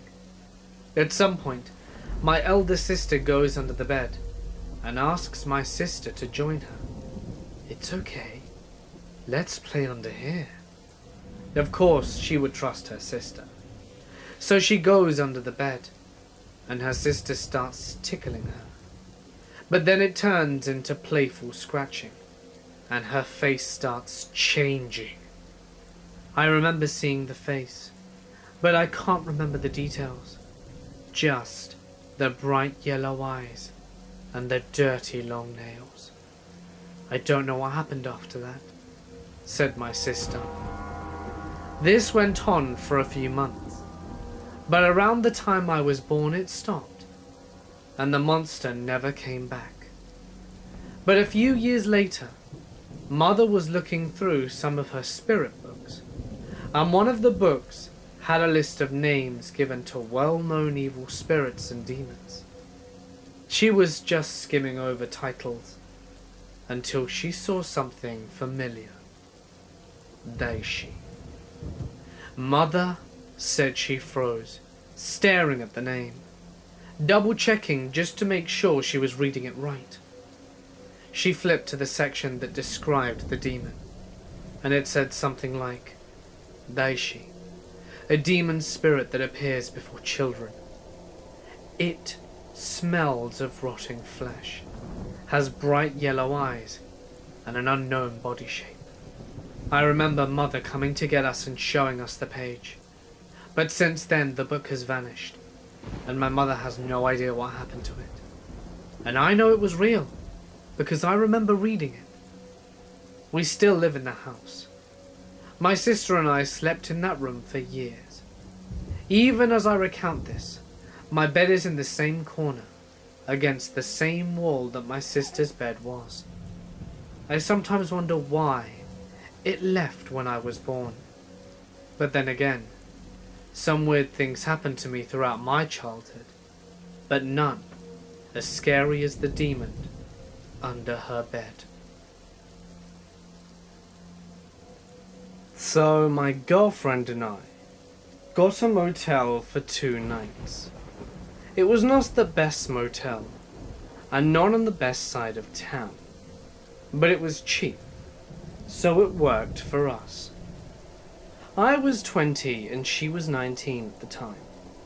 Anyway, the first night went fine.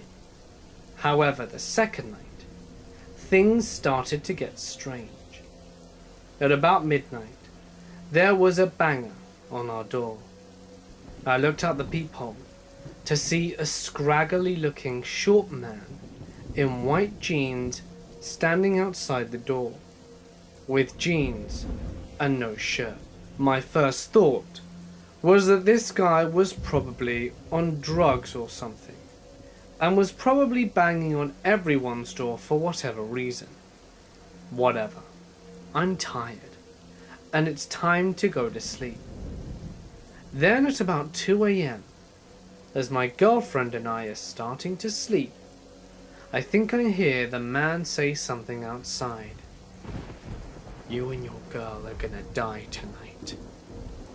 Now, I tried to trick myself into thinking that I didn't really hear this. I mean, why would some random stranger say this? How did he even know I had a girl in the room? Had he been watching us earlier? All these thoughts are going through my head as my girlfriend is asleep.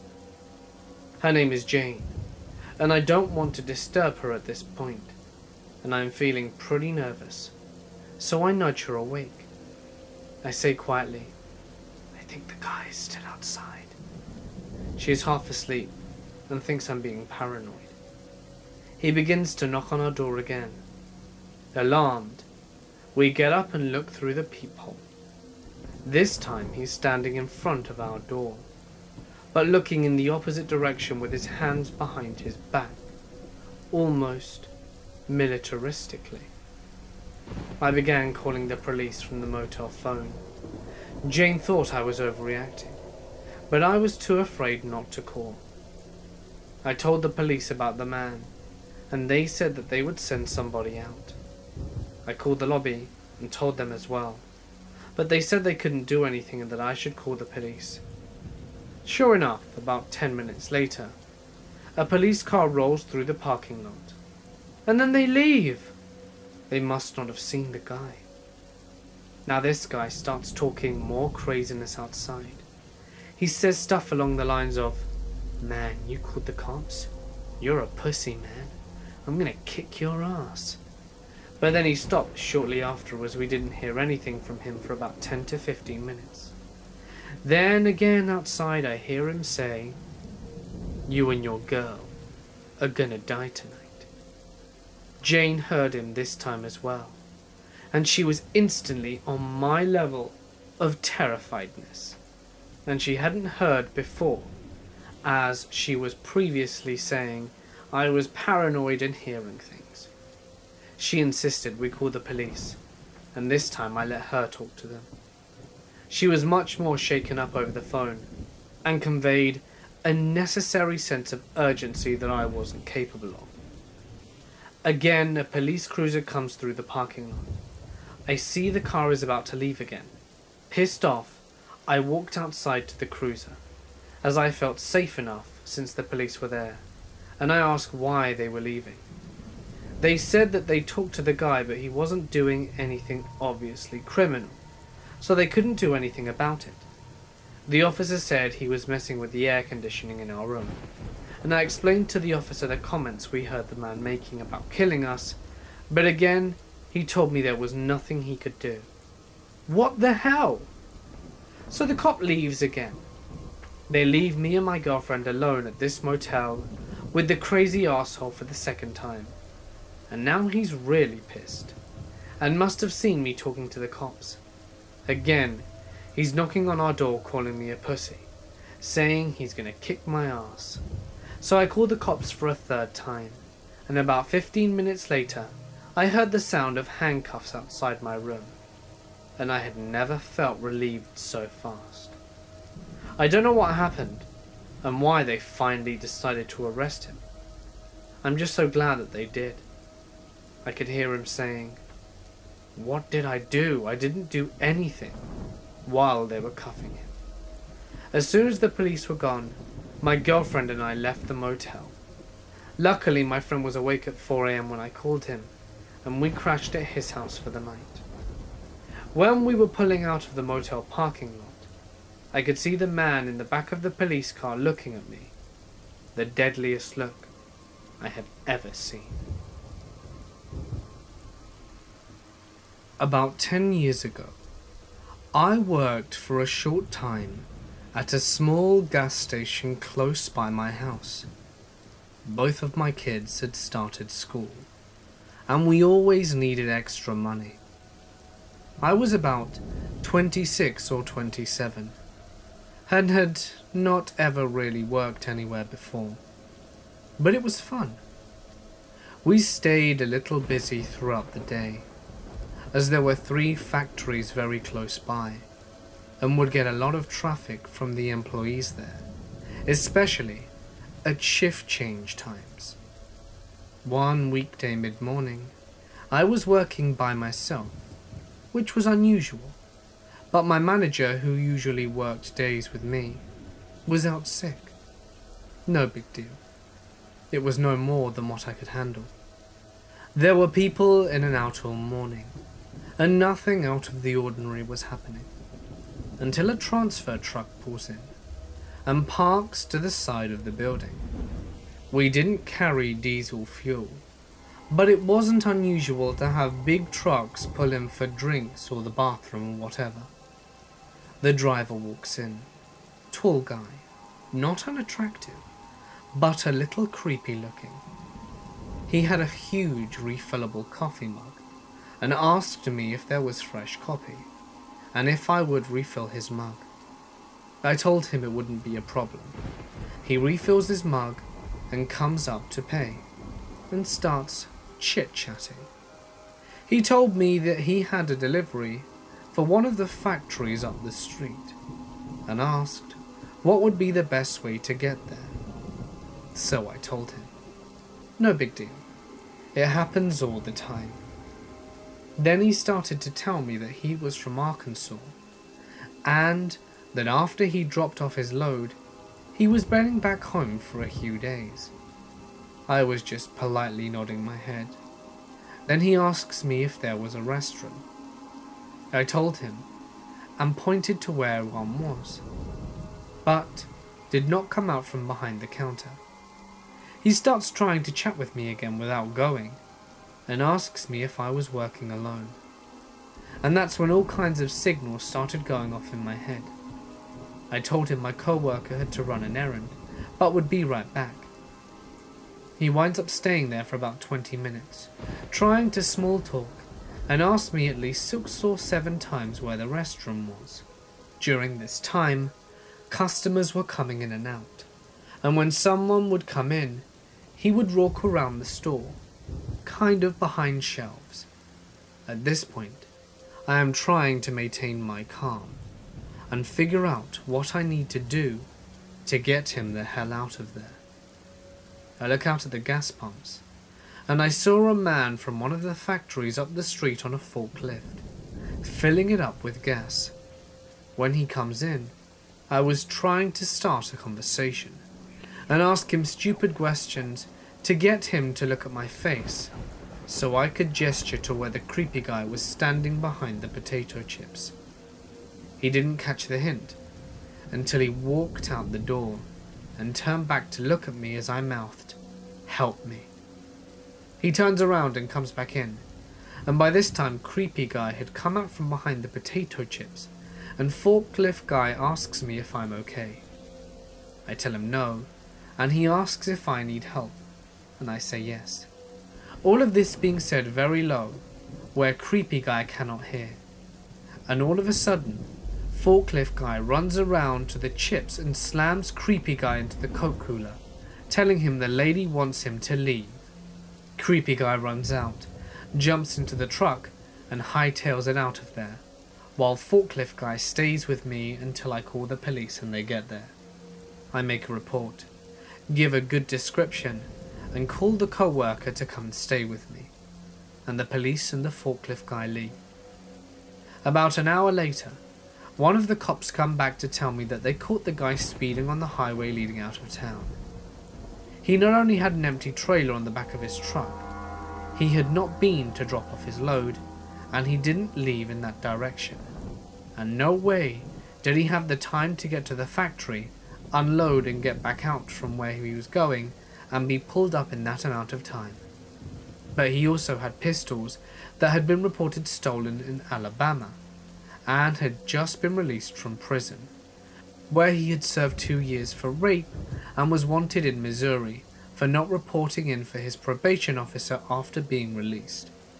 I have no clue why he was in a transfer truck, or what the hell he was doing in a small town in Georgia, but he clearly was making his rounds through the southeast. I quit that job within a week, and never worked in a gas station again. A while ago, I was staying at an upscale hotel in the safe area of a large Midwestern city. I am a 16-year-old female, and I was in a room by myself, with my parents a few floors down. In theory, this isn't unsafe by any means, But I had bad luck on this particular trip. Our first night, we passed without incident. Me in my room, and my parents in theirs. I watched a pay-per-view movie, and ate way too much from the snack bar. I didn't have any reason to feel unsafe. And the next morning, we did the usual tourist stuff that one does when visiting a new city, as we ate breakfast in the hotel restaurant. I noticed a man who looked to be in his 60s staring at me for an abnormally long amount of time. I won't lie, as a young, decently attractive female, I'm used to getting the occasional inappropriate look from guys, so I just ignored it, and chalked it up to either him being a perv, or thinking that I looked like his granddaughter or something. The next night, my parents allowed me to meet up with a friend for dinner who lived in the area. He met me in the hotel lobby, and we had a nice dinner, and then went back to the hotel for drinks. Coincidentally, the same man who had been eyeing me earlier was at the bar. This time I knew I didn't remind him of his granddaughter. Even with my buff guy friend next to me, his eyes traced every curve of my body. I felt unsettled and mentioned it to my friend Ethan, who glanced over and also seemed really weirded out by how obvious this guy was leering. We left the bar quickly, and now it was around 12:30. Ethan walked me to the elevators of the hotel, and once I pushed the button, left. I wish I could have asked him to stay, because no sooner had he walked away that my creeper came running around the corner and stood there waiting with me for the elevator. I felt so uncomfortable knowing that he would be seeing which floor I was going to, but it hadn't occurred to me to get off at a different floor this time, and even if I did, I knew he planned on following me, so it would have just been a bad move. When we were in the elevator together, I tried to keep my eyes averted from his, but they literally bore into my body, and I kept backing up, too scared to even speak. But what freaked me out even more was that he hadn't pressed a single elevator button, so he planned on getting off when I did. When I got to my floor, I almost ran to my room, and the guy just stood at the end of the hallway waiting to see where I would go. I stayed in my room for 15 minutes until I was sure he was gone, before I told my parents what had happened. They were freaking out, and told hotel staff that there was no sign of the guy, and it was really late. So I just locked my door and tried to go to sleep. I had almost drifted off, when I heard a knock at my door. Now I'm not an idiot. I've listened to these stories for a long time, so I didn't just go and open the door at nearly 2 a.m. Instead, I turned on the light and froze. At this point my intuition had kicked in, and I knew it was the guy, and I was near tears, but the knocking kept continuing, harder and harder, so I finally shouted and asked it who it was. The voice that replied to me was the most chilling thing I've ever heard. High-pitched, but growly, almost giggly, and so disturbing I can barely describe it. "It's hotel staff, please let me in."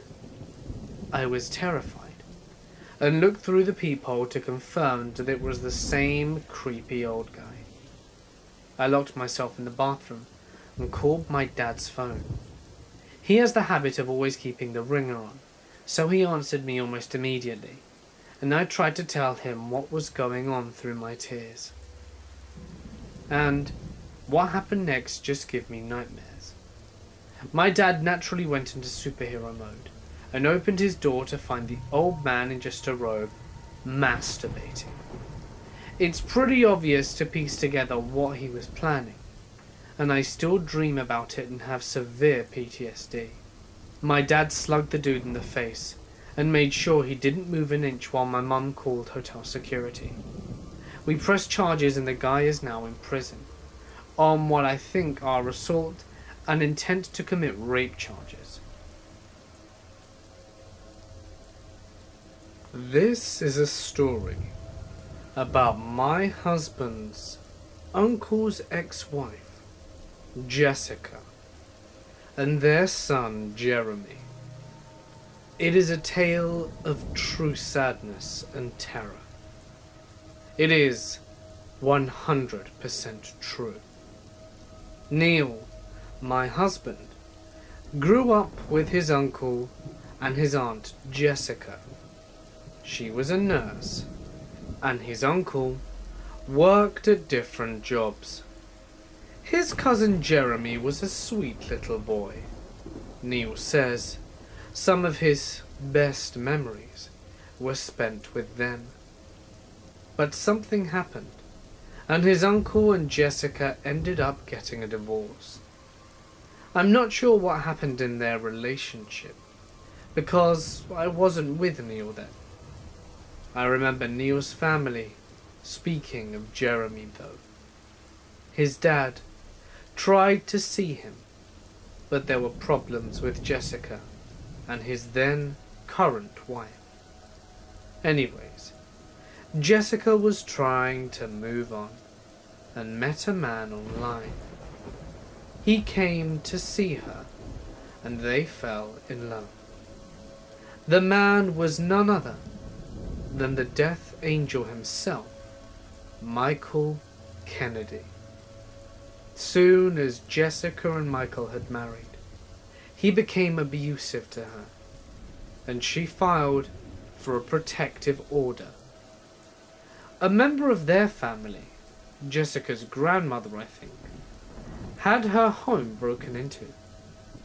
She was there alone, where the police think that Michael and another man beat her nearly to death and stole everything they could carry. The grandmother later died as a result of her horrific injuries. The police has never to my knowledge charged Michael with anything related to the grandmother. Now this next part I was not an eyewitness to. The only people that can tell you anything about what really happened that Sunday morning would be Jeremy, Jessica, and Michael. Saturday night, Jessica's sister stays with her because she's scared out of her mind. But Sunday morning, she leaves and goes home to her family. All's well when she departed the home. Michael then proceeds to break into Jessica and Jeremy's trailer. He starts with Jessica first. He beats her and shoots her. Jeremy runs into another room and grabs a gun and returns opening fire on Michael. It does no good. He gets Jeremy and shoots him also. One shot went into his eye. He was 16. After all this, Michael again steals some of their property. They were found by her sister returning home. Jeremy's body was at the door, and Jessica was a few feet away. She calls 911, and when they get there, they discover that Jessica isn't dead. They rush her to the hospital, while they pronounce Jeremy dead. He tried defending his mother. He was a good kid with hopes and dreams. But it all evaporated into nothing. Jessica pulled through and fought for her life until she passed away on May 25th. She slipped away to reunite with her baby boy. I'll never forget that day, because that was my birthday. That morning at 3 a.m, my back door that was locked and had an alarm on it swung open, completely opening, setting off the alarm. Michael had been caught and charged with 2 counts of first-degree murder and is currently in jail in protective custody. I didn't tell this story as disrespect to the family or to take credit for anything. I just want this tale to be told as both a warning to men and women. Please, be careful who you meet and date, especially when you find them online. Jessica would have never dated this man knowing what would happen. She just wanted love in her life. But love can blind even the noblest of souls. So please, think twice about everything and everyone.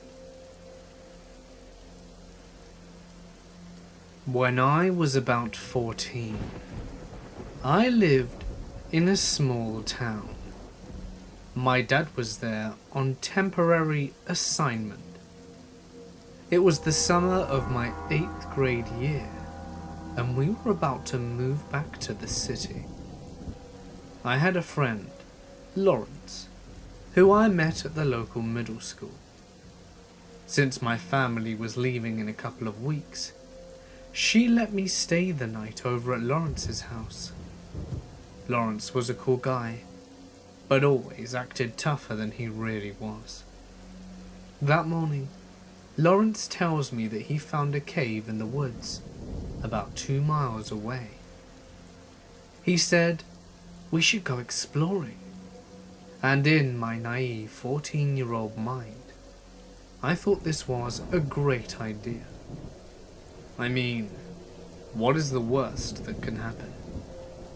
And it's important to note that my friend had not been inside the cave yet. So we go to the location. It's pretty far in the woods and very hidden. When we walk in, we discover that other people had been there before. We see beer bottles, potato chip bags, and other convenience store junk. Then, a little further in the cave, we stumble on this area. This is where my note meter just started jumping. The area had a putrid smell and was lined with garbage. I saw a few needles, and at the time I didn't know why they were there. A grocery bag that seemed to be their portable outhouse, and a makeshift bed. Someone was living there. I know there are homeless people in the area, but I am on high alert at this point. I saw some other stuff that I later came to realize were sex toys, a ball gag, rope, anal beads, among other things.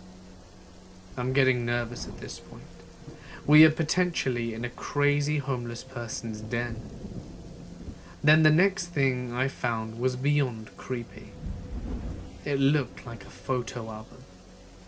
I picked up the album with one hand and held my flashlight with the other, trembling. The first thing I saw were vintage photos of a prison. However, then I saw a picture of a pile of bodies.